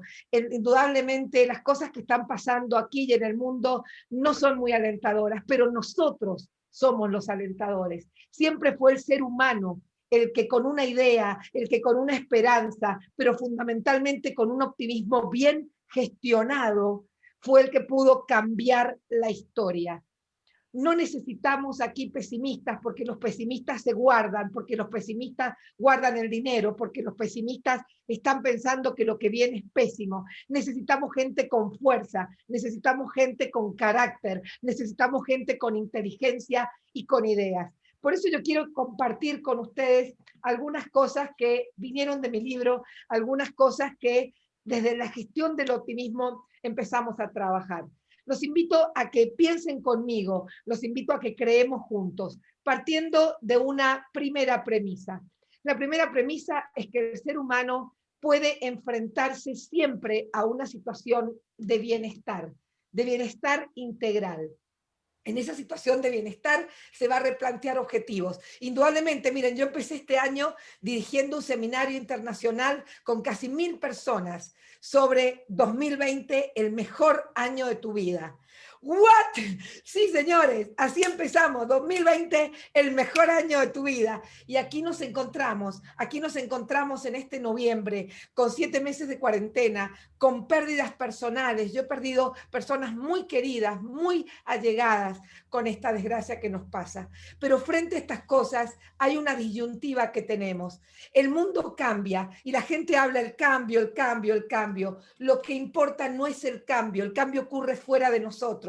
Nos podemos quedar aquí esperando a ver para dónde cambia, o podemos empezar a liderar una transformación. Necesitamos transformación. Hoy estamos acá, pero podemos pensar y soñar en el día después. Creo que lo estoy tapando por ahí, pero empezar a soñar el día después. ¿Quiénes somos en el día después? ¿Cómo nos vamos a encontrar? ¿Cuáles son las fortalezas que tenemos? Hay que abrir esa puerta, hay que empezar a soñar, hay que empezar a salir de esta tormenta para crear un nuevo amanecer. Y ese nuevo amanecer está en nuestras manos. No es la vacuna, no es la economía, no es el señor gobernador, con todo el respeto que le tengo. Es cada uno de nosotros que somos líderes auténticos en nuestros espacios. Por eso el segundo pilar que yo quiero compartir con ustedes es empezar con una comunicación positiva. ¿Viste cuando vas por la calle y le decís a alguien, che, ¿qué tal me queda esta ropa? Bueno, no te hace tan gorda, ¿no? ¡Ah! ¿Qué me dices? Aquí tenemos que empezar a hablar en positivo. Tenemos que empezar a buscar cuáles son las oportunidades que hay. Tenemos que empezar a ver qué cosas buenas hay. Sí, nos informan las muertes de cada día, pero también informémonos de los casos de las personas que se curan. También empecemos a hablar de estas cosas que este 2020 todavía tiene para darnos. Empecemos a pensar cómo yo puedo hacer algo por este que está al lado mío. Empecemos a darnos cuenta que nadie es feliz rodeado de infelices y que en las manos de cada uno de nosotros quizás no hay algo grandioso, pero sí puedo hacer algo pequeño que marca la diferencia. Y lo primero que puedo hacer, la primera pequeñez que tiene que salir de mi boca es comunicarme positivamente. La comunicación es una llave, o abre una puerta o la cierra. La comunicación o es inteligente o es porquería. La comunicación o nos proyecta y nos lleva o nos hunde. Empezar a analizar tu comunicación, cómo te comunicas con tu familia, cómo te comunicas con tu gente, con tus empleados. La gente tiene miedo, la gente está allí mirando alrededor y aquí hay líderes, aquí hay gente potente, aquí hay gente que piensa, aquí hay gente que la está pasando mal, pero que también sabe que puede salir adelante. Tenemos que tomar esa inercia y traducirla en comunicación positiva. Señor gobernador, la comunicación es un acto político, el optimismo es un acto político. ¿Cómo comunicamos? ¿Cómo llenamos nuestra comunicación de pasión, de luz, de ganas? ¿Cómo transmitimos esa esperanza y ese optimismo tan necesario para dar vuelta a esta situación? El tercer punto es encontrar nuestras fuentes de poder. Sabemos perfectamente dónde están nuestras vulnerabilidades. Este virus las ha puesto todas encima de la mesa. Nuestras vulnerabilidades personales, el miedo al contagio, el saber si nos podemos juntar, si no, el tener miedo al abrazo, el dejar de tomar mate juntos. Todas estas cosas nos la ha traído, pero cada uno de nosotros tiene fuentes de poder que puede utilizar para revertir el día después. Esto se va a terminar, no sabemos cuándo, pero en ese cuándo tenemos que estar fuertes, en ese cuándo tenemos que tener claridad absoluta de hacia dónde vamos, de cuál es nuestro propósito, de cuál es el sentido de dirección. Ese tiene que ser el mensaje claro. ¿Cuáles son nuestras fuentes de poder? Me encantó porque las presentó, pero con diáfana claridad, Gustavo. Mendoza es una tierra maravillosa. Mendoza tiene todo lo que necesitamos. Entonces tenemos que encontrar esas fuentes de poder y traducirlas en poder para todos. Hay un cuarto punto y es empezar a buscar conexión y cohesión con personas valiosas. Olvidémonos de los caracúlicos, olvidémonos de los pájaros de malas noticias, dejemos de juntarnos con esas personas que te cuentan todo lo mal, toda la queja, todas las enfermedades. Empecemos a generar sinergia positiva con esas personas que nos ayudamos mutuamente a salir adelante. Empecemos a buscar claridad, claridad en aquellos que nos pueden compartir una buena idea, que pueden analizar nuestra propia idea, que pueden proyectarnos y valorarnos como nosotros podemos proyectarnos con ellos. Busquemos personas valiosas y positivas y alejémonos de los caracúlicos. La quinta cosa importante en los momentos críticos es tomar decisiones. Siempre nos han enseñado que las decisiones hay que tomarse con tiempo, que cuando estás en el medio de una crisis, mejor no decidas. Señores, eso es un gran error. Este es el momento de tomar decisiones. ¿Y saben qué es lo que va a hacer grandiosa una decisión? No es cuánto tiempo tomamos antes de tomar esa decisión, sino el primer paso después. El primer paso tiene magia. Tomemos esa decisión y empecemos a caminar. En medio de la crisis la información es confusa, la información falta, no sabemos qué va a pasar, no sabemos de plazos. Tomemos esas pequeñas decisiones que simplemente nos mantienen como protagonistas de nuestra vida, que nos mantienen como protagonistas en nuestra empresa, que nos hacen preservar lo valioso.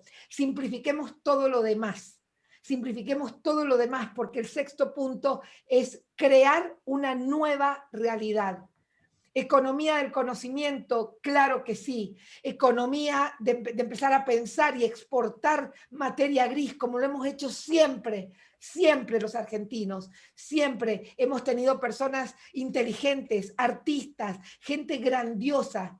Dejemos de usar esa grandiosidad para discutir, para pelearnos entre nosotros. Este es el momento en que necesitamos crear una nueva vida juntos. Y para eso es clave contagiar el entusiasmo, entender que el optimismo es un acto político.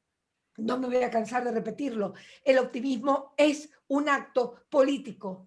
Nos debemos a la gente que nos escucha. Les debemos dar esperanza, porque ya sabemos lo que pasa en la economía cuando no creamos esa esperanza. Ya sabemos lo que pasa cuando la gente pierde el optimismo.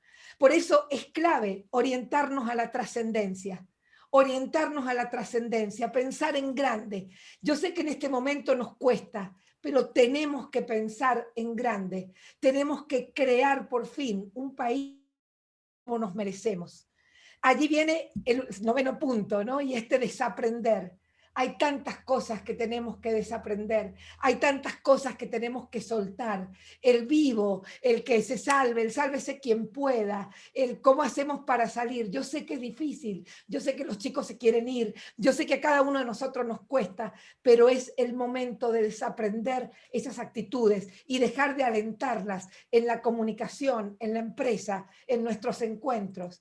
Y por último, este último paso en estos 15 minutos, empecemos haciendo algo ahora. Empecemos por una acción. Se puede venir un nuevo amanecer y ese nuevo amanecer solo necesita, señoras y señores, 3 cosas. Enfoque, mucho enfoque. Tenemos que estar claros, poner claramente el propósito hacia dónde vamos. Segundo, por favor, tener pasión. Por favor, no perder esa pasión que ponemos en el fútbol, en las otras cosas, porque este es nuestro país, este es el país de nuestros hijos. Estamos en una crisis horrorosa, pero podemos salir con el esfuerzo de cada uno y con la claridad de cada uno. Y en tercer lugar, pongamos alegría. ¿Y saben por qué necesitamos alegría? Porque, señoras y señores, donde reina hormona, no manda neurona. Y si en este momento tenemos hormonas llenas de cortisol, llenas de tensión, llenas de miedo y dificultad, no vamos a ir a ninguna parte. Tenemos que aportar endorfinas. Necesitamos alegría, necesitamos salir de esto porque la sanidad mental es lo que nos va a salvar. Es el momento, aquí están los líderes que necesitamos, es el momento de abrir esta puerta, es el momento que esta puerta nos lleve a un nuevo amanecer. Entonces, cada uno de nosotros, les ruego, enfoque, pasión, alegría. Es todo lo que necesitamos, no necesitamos más, porque esto nos va a permitir volar hacia el destino que merecemos. Ni cuarentena, ni COVID puede con 45 millones de personas que tienen claro que quieren salir adelante. Gracias, y así que nos vayamos adelante con esto. Feliz aniversario, Diario Los Andes. Muchas gracias, Marita. Muy estimulante tu mensaje. Gracias a todos. Yo quería, para ir redondeando y un poco en este espacio de algunas preguntas, tenemos algunas preguntas para los panelistas. Yo quería empezar por Francisco. Hablaste, y era un elemento para entusiasmarse, de que se nos viene un mundo que va a avanzar con un espíritu colaborativo, más que el competitivo que se vino dando en este último tiempo y sobre todo en el siglo XX. Sin embargo, vemos en la actualidad que lo que nosotros denominamos la grieta no sería un problema solamente argentino, que lo conocemos, lo vemos ahora en las elecciones de Estados Unidos, lo vemos en Chile, lo vemos en España. Da la sensación de que estamos en un mundo, países o sociedades quebradas, con pensamientos casi antagónicos, y bueno, y a uno le cuesta pensar cómo llegar a acuerdos para poder avanzar hacia un mundo más que crezca de un modo más colaborativo, una economía que crea más por ese lado. ¿Cómo ves este punto? ¿Cómo se hace para salir de esa trampa? Bueno, Raúl, lo que pasa es que para hacer un análisis de cómo se interpretan las posibilidades de la colaboración y la cooperación, sobre todo, que así es como se domina esta tendencia de cooperación estratégica, hay que entender de que desde el punto de vista antropológico, sociológico, la sociedad en general siempre nos vemos, la historia siempre muestra que nos hemos desarrollado desde la perspectiva de cooperación, competencia y conflicto. Y ese es un ciclo muy estudiado por los sociólogos, que se da en todas las comunidades, en todas las sociedades y en distintos momentos históricos. Ahora, la estrategia obviamente que no escapa de esa tendencia, y en los 3.100 años de historia que tiene relatada la estrategia, que parte con el maestro Tai Kung en China, que es anterior a Sun Tzu, vemos que la mayor parte del tiempo histórico relatado a la estrategia, como todos sabemos, fue más bien del conflicto, ¿no? Porque se abordó desde la perspectiva de la guerra. Pero en el siglo XX surge la segunda dimensión muy fuerte, que es la dimensión de la competencia. De hecho, Michael Porter, cuando publica su libro famoso que se llama On Competition, en el año 1980, lleva a toda una generación de directivos y de managers equivocadamente a pensar de que la estrategia solamente es para competir, que era uno de los errores de Porter, pensar que la estrategia solo era competitiva. Y eso hace que una generación de gente, digamos, con quizás poco pensamiento crítico y poca metacognición, supone que la estrategia solo es para competir, y se lanzan a competir a un mercado con un apetito por tener márgenes infinitos, y obviamente no hay ningún sistema que resista los márgenes infinitos y el método de siempre estar buscando mayor exacerbación de los ingresos. Y entonces, en ese ciclo, que es el ciclo normal, lo que vemos nosotros ahora es que naturalmente tendríamos que ir dentro de este ciclo normal, dentro de la sociedad, como digo, hacia un ciclo más bien cooperativo. Y esto se ha demostrado tanto en experiencias concretas como en modelizaciones, que los grupos humanos, los grupos sociales en general, se desempeñan mejor, crecen más y son más eficientes cuando cooperan. Entonces, lo que hemos entendido es que no podemos suponer un mundo ideal donde siempre vamos a cooperar, porque esto es un ciclo. Si entramos en un ciclo cooperativo, de diseño estratégico cooperativo en este caso, sabemos que en algún minuto vamos a caer en la competencia y probablemente también luego en el conflicto. Y es un ciclo. Pero lo que sí sabemos es que, habiendo entendido o entendiendo las variables que componen el ciclo cooperativo, lo podemos extender, lo podemos alargar. ¿Y esto qué efecto práctico tiene para las organizaciones y las empresas, ¿no? Ya lo comentaba en su intervención, me parece que fue Gustavo, este hecho de que hay que mirar a todas las posibilidades de colaboración y cooperación. Gustavo hablaba de cómo Chile y Argentina pueden ser, a través, ¿no es cierto?, del Paso Natural de Mendoza, buenos cooperadores, ¿no es cierto?, más que verlos como competidores y mucho menos como conflictivos. Dado que hay cercanía, ¿no es cierto?, evidentemente en los interlands, cercanía geográfica, podría resultar mucho más evidente encontrar mecanismos de cooperación. Y se exacerban hoy día esos mecanismos de cooperación en Europa, en Asia sobre todo. Pensemos que nosotros cometimos el error en Occidente de vivir de espaldas a África, y hoy día China tiene grandes inversiones en África, en educación, en infraestructura, en transporte, y ven a África como su gran musculatura de crecimiento en el siglo XXI. El modelo de diseño cooperativo estratégico ha demostrado también, incluso en el caso chileno, fíjense, que tuvimos desde octubre del año pasado, estos episodios de estallidos sociales, se ha visto que las empresas que tenían por naturaleza modelos cooperativos, por ejemplo, como las cooperativas lecheras, vitivinícolas, de ahorro y préstamo, de ahorro y crédito, etcétera, distintos tipos de cooperativas, estas empresas, gracias a esos diseños que les venía por naturaleza, también fueron más resilientes, más resistentes a este embate social que se provocó con el conflicto social en Chile. Esto en concreto significa de que ni las quemaron ni las rompieron, sino que la comunidad, los stakeholders, tendieron a cuidarlas, porque sienten que es parte de ellas, porque hay un modelo cooperativo detrás de eso, ¿no?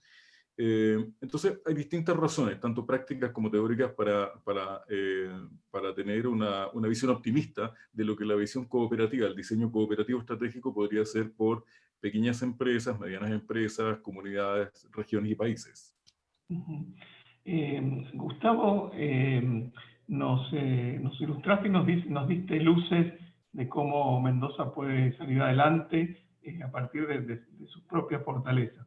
Pero uno se pone a pensar por la realidad, cómo hacemos para transitar en medio de, como bien vos dijiste, parámetros macroeconómicos que no se definen en Mendoza, como son la inflación, el dólar, y que se deciden afuera. ¿Cómo se hace para caminar por aquí? Y también con las tensiones políticas, teniendo en cuenta, como en esta oportunidad, cuando los signos políticos son diferentes y parecen que esto termina perjudicando a las posibilidades de desarrollo de Mendoza, ¿no? Bueno, sin duda la situación es muy complicada, es obvio.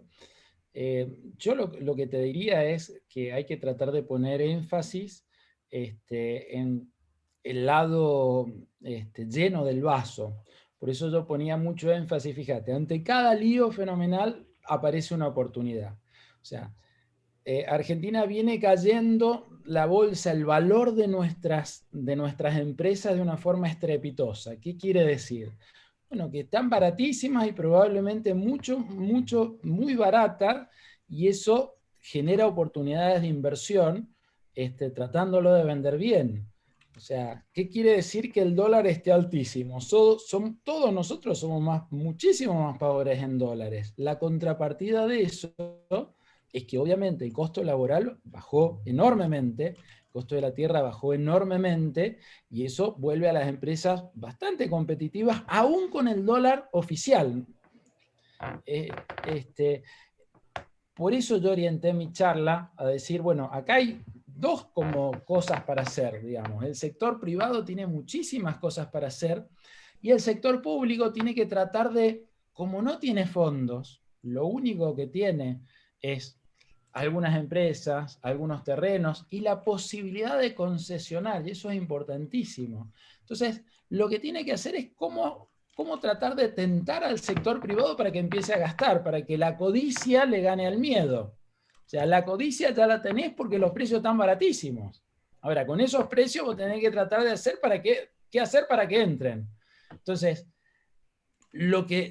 por eso yo proponía, no sé, hay muchos terrenos fiscales, obviamente, que no se están utilizando, se podrían licitar a precio muy barato, porque claramente lo van a tener que vender a precio barato, porque Argentina está barata. pero de eso se trata para empezar a movilizar la construcción y los ahorros privados, que son enormes los ahorros privados. Durante los últimos 2 años y medio se han comprado una cantidad de dólares enorme y encima hoy el valor del dólar es brutal. Entonces, hay una oportunidad enorme ahí. El sector el gobierno tiene posibilidad de mejorar la infraestructura? No, porque no tiene plata, ¿sí? Pero ¿cómo se hace en esas ocasiones? Bueno, concesionando, por ejemplo, hablábamos del problema de que hay que mejorar la infraestructura de los caminos para poder exportar, para poder vender al resto de la Argentina. Bueno, hay que concesionar obras, hay que concesionar rutas con peajes. ¿Cómo puede ser que no tengamos rutas con peaje? Esto es increíble. La ruta la pagamos todos los mendocinos y la usan unos pocos, la disfrutan unos pocos que no la pagan como todos. No, la cosa la tienen que pagar el que la usa. Entonces ahí tenés algo que es totalmente autofinanciable. Tenés empresas públicas hoy, no tenés tantas, pero la verdad vos decís, ¿cómo puede hacer hoy el gobierno para mejorar la infraestructura que tenemos, no sé, de agua mendocina? Imposible, ¿sí? ¿Puede funcionar una empresa privada? Por supuesto que sí, bien regulada. Tenemos otras empresas, tenemos casinos, tenemos un canal de televisión, o sea, son necesarias esas cosas.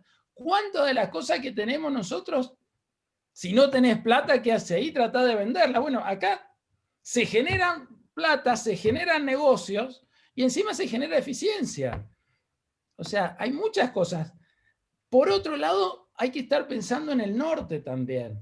Y en el norte, fíjate que no está la discusión desde hace muchísimo tiempo, ¿sí? Probablemente porque las urgencias son tan grandes que nos nublan ese norte. Pero, a ver, la cantidad, el norte debería ser cómo hacer para que el sector privado trabaje lo más fácil posible, con menores costos. Esto nos ha dado, el tema de utilizar tanta tecnología ha dado un aprendizaje enorme y de repente para todos, también para el sector público. Bueno, aprovechar eso para simplificar todo tipo de trámites, hacerlo totalmente electrónico. Hay experiencia en el mundo por todos lados de eso. Y eso es bajar los costos de las empresas, más eficiencia. También tenés otras cosas. O sea, yo decía de los empleados públicos.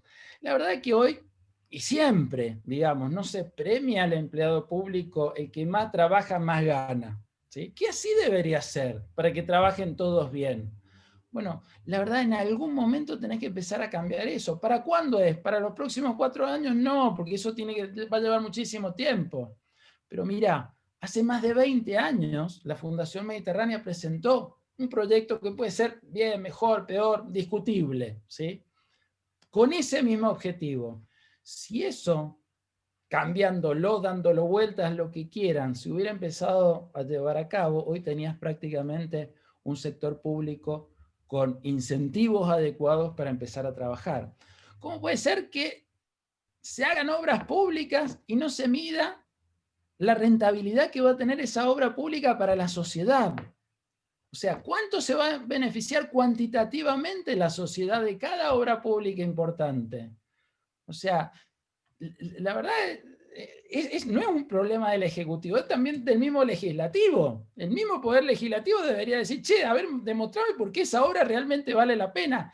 Eso se hace en el mundo, se cuantifica. Acotás la discusión a números que tienen que ver en cuenta la parte social, por supuesto, se llama evaluación económica social.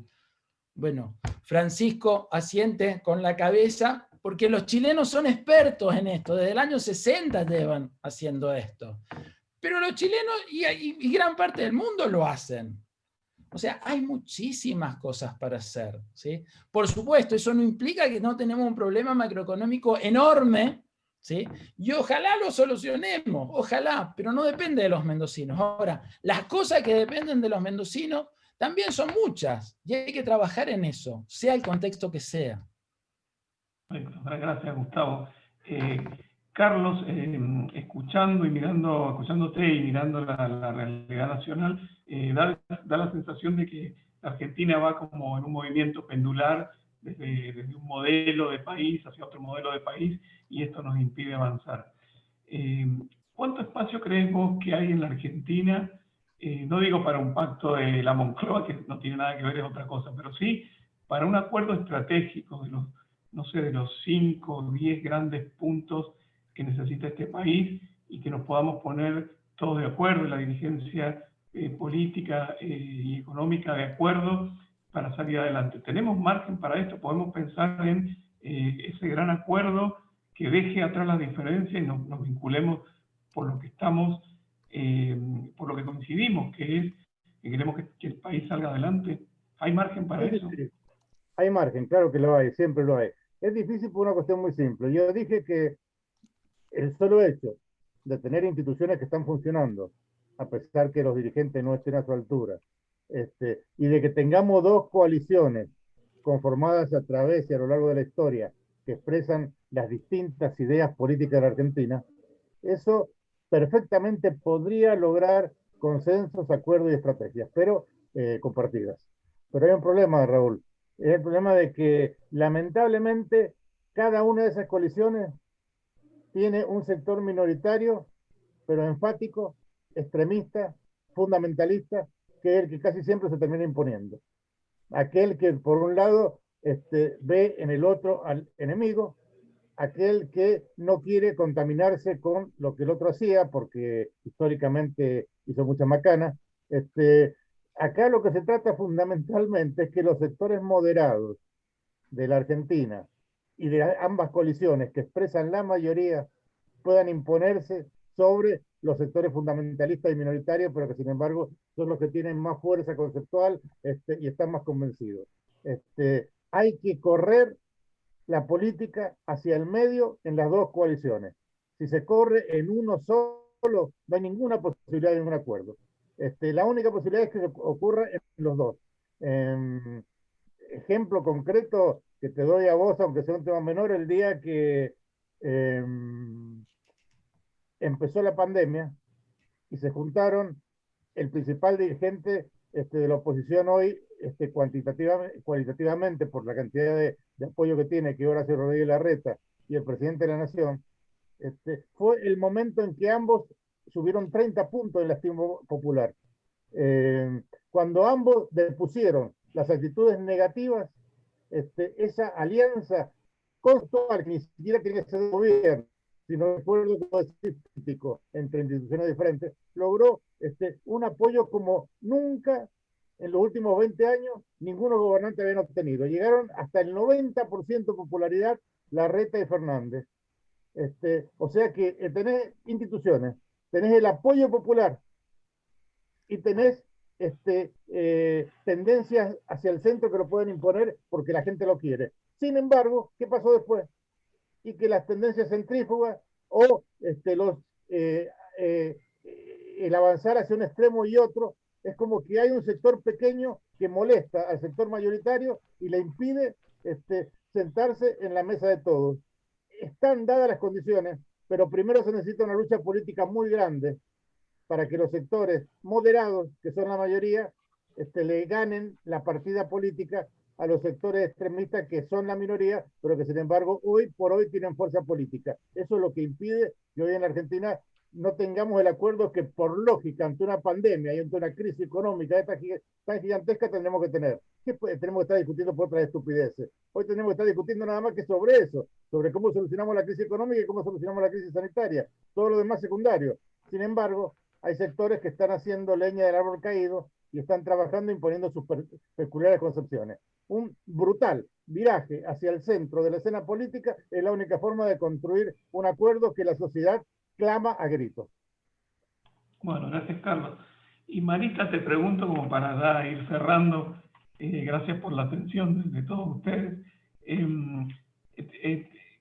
2021, ¿crees que puede ser el mejor año en la vida de los mendocinos? ¿Hay razones para pensar en que esta situación va a rebotar y vamos a salir para adelante? Y así como hicieron ese taller que mencionaste recién del 2020, ¿por qué no permitirnos también pensarlo para 2021? ¿O es muy descabellado? Ya lo estoy organizando, ya tenemos el taller, ya estamos trabajando en esto. Creo que sí, viste, cuando te caes en una pileta, perdón mi disfonía, pero estoy casi sin voz. ¿Viste cuando te caes una pileta? Que cuando llegas al fondo es el momento en que te podés impulsar. Creo que no nos queda otra más que hacer un 2021 genial. Hay que pensar, aquí hay claridad. Yo veo la gente que está aquí, yo veo que tenemos un gobernador que se ha quedado hasta el final, veo empresarios súper, veo gente inteligentísima, veo segundas y terceras generaciones de empresas, veo comunicadores. ¿Cómo no podemos hacerlo? Lo que sí creo que hay que hacer es trabajar con mucha inteligencia y, por favor, trabajar muy bien la comunicación. Creo que aquí hay muchos temas central, no es tanto de gestión, no es tanto de ideas, es de comunicación. Yo como experta en esa parte digo que hay que modificar la forma en que nos estamos comunicando. Estamos en una tormenta, pero podemos mostrar el sol, debemos mostrar el sol y debemos trabajar en un 2021 extraordinario. Estamos trabajando en proyectos magníficos. Yo estoy trayendo ahora proyectos internacionales en esto que decía Gustavo. Tenemos la posibilidad de hacer algunas cosas turísticas increíbles. Tenemos inversores que sorpresivamente quieren invertir en proyectos con cabeza. Tenemos la posibilidad de hacerlo. Por suerte hay ministros que han abierto las puertas. Hay gente que está con ganas de que trabajemos juntos. Creo que este es el momento de sentarse a pensar, de hacer estos tanques de pensamiento, de juntarnos todos, de comprometernos cada uno de los que está acá en crear, en juntarnos, sentarnos con el gobernador y darle ideas, darle soluciones, dejar de pensar en problemas y pensar en qué cosas nos pueden sacar adelante. Yo personalmente estoy trabajando en varias universidades en distintos lugares del mundo, dando clases en maestrías con profesores extraordinarios, pensando en maneras de salir adelante, pensando en qué cosas nos van a trasladar a la siguiente etapa de nuestra vida. Este es un cambio de etapa. Este es un cambio de etapa. No lo vivamos con la tremenditis, no lo vivamos con todo ese pesimismo. Es un cambio de etapa. Tenemos que ser capaz de comunicarlo. Tenemos que ser capaz en este sentido, y ustedes como diario, como el diario de mi abuela, el diario de mi madre, mi diario y ojalá el diario de mis nietos, tenemos la obligación de mostrar un nuevo camino, de mostrar hacia dónde hay que ir. Para eso la comunicación es clave. Unir voluntades, enfoque, pasión, alegría, empezar a mostrar una esperanza. Yo me acuerdo de Emilio Civit cuando hizo el Parque General San Martín. ¿Qué le deben haber dicho a ese hombre en ese momento? Que cómo comprometía un presupuesto por algo que íbamos a ver 50 años después. Yo espero que Rodolfo Suárez encarne el espíritu de Emilio Civit, que creemos una nueva Mendoza, que empecemos a pensar en Mendoza con agua, en Mendoza con lagunas, en Mendoza con proyectos directivos. Yo estaba en Harvard hace 4 años atrás y me sorprendió un profesor indio de Harvard que presentó el caso Mendoza, la Las Vegas del hemisferio sur. Podemos hacerlo, hay capitales que están con ganas de venir, hay ideas, hay gente, hay terrenos. Por favor, pensemos juntos, por favor, dejemos de ser la Argentina del River Boca y pensemos juntos, creemos juntos y comuniquemos bien.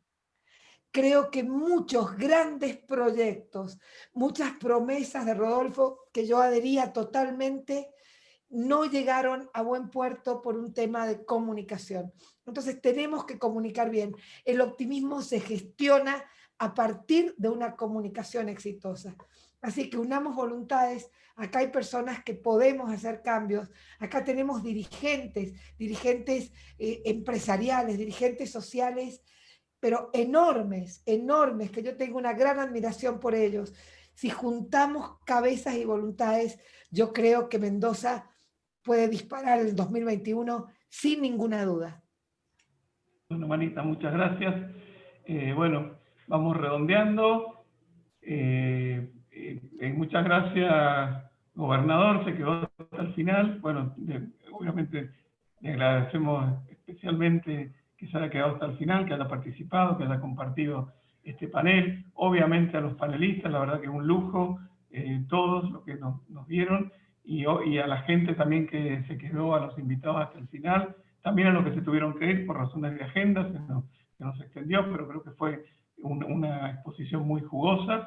Y francamente, a modo de despedida, les digo que espero que nos vayamos de aquí, de este ámbito, con una o un puñado de luces de optimismo que nos permitan pensar en que nos va a ir mejor y vamos a tener un mejor futuro. Y como les digo, como este es un cumpleaños en definitiva, y no estamos juntos, bueno, un abrazo a todos, cuídense mucho, es lo que hay que decir, pues estamos en la pandemia, y bueno, y brindemos esta noche por los Andes o por nuestra familia. Pero bueno, démonos ese espacio. Muchas gracias por su atención. Muchas gracias. Un abrazo para todos. Sí, gracias. Muchas gracias a todos. Gracias. Muchas gracias a todos. Muchas gracias. Gracias por la invitación. Gracias. Gracias. Sí, gracias. Nos vemos. Gracias. Gracias a todos, Luis. Muchas gracias, los Andes, por este. Muchísimas gracias, excelente. Feliz cumpleaños, los Andes. Gracias. Que los cumpla feliz. ¿Por qué no? ¿Por qué no? No, porque ya va a venir el vino. Muchas gracias. Eso sería bueno. Sí, ¿por qué no? Con el vino estaríamos todos muy optimistas. No lo pediste, Raúl, pero estábamos acá preparados, mirá. Ahí voy. Con el vino.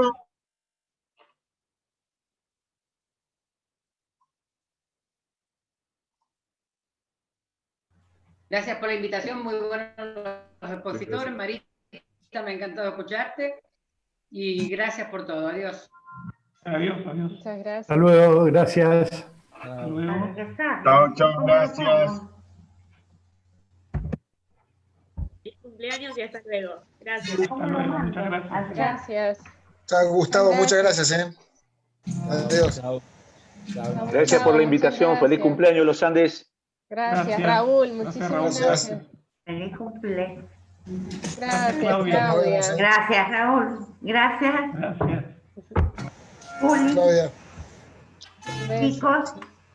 Besos. Y yo brindo con ustedes. Ah, muy bien. Hay que brindar, ¿por qué no? Gracias. Yo también estoy preparado. Salud, Viste, yo me Claudia. preparé. Salud, Juan. Muy bien. Muy bien. Salud. Copa en mano, muy bien. Excelente. Sí, Disfrútenlo. gracias. Yo pensé que lo íbamos a hacer así, con optimismo. Muy bien. Muy ¿Ah? bien, muy bien. Marita, Excelente. bárbaro. Bueno, Qué bien. Gracias. mucho cariño. Un beso grande. Muchísimas gracias a todos. Chao, Adiós. chao. Muchas gracias a todos, gracias por la invitación. Chao. Gracias, Gustavo. Muchas gracias. Gracias. Muy bueno. Gustavo, gracias. Muchas gracias a ustedes. Hasta luego. Hasta pronto. Estas son las mañanitas que hoy por cumpleaños de las cantamos. Gente, esta mañana. Despierta, mi bien, despierta. Mira que ya amaneció. Ya los pajarillos cantan. La luna ya se metió. Gracias. Gracias, Marita. Todo un sol. Gracias, Marita. Te mando un beso grande. Chao, chao. Chao, Juli.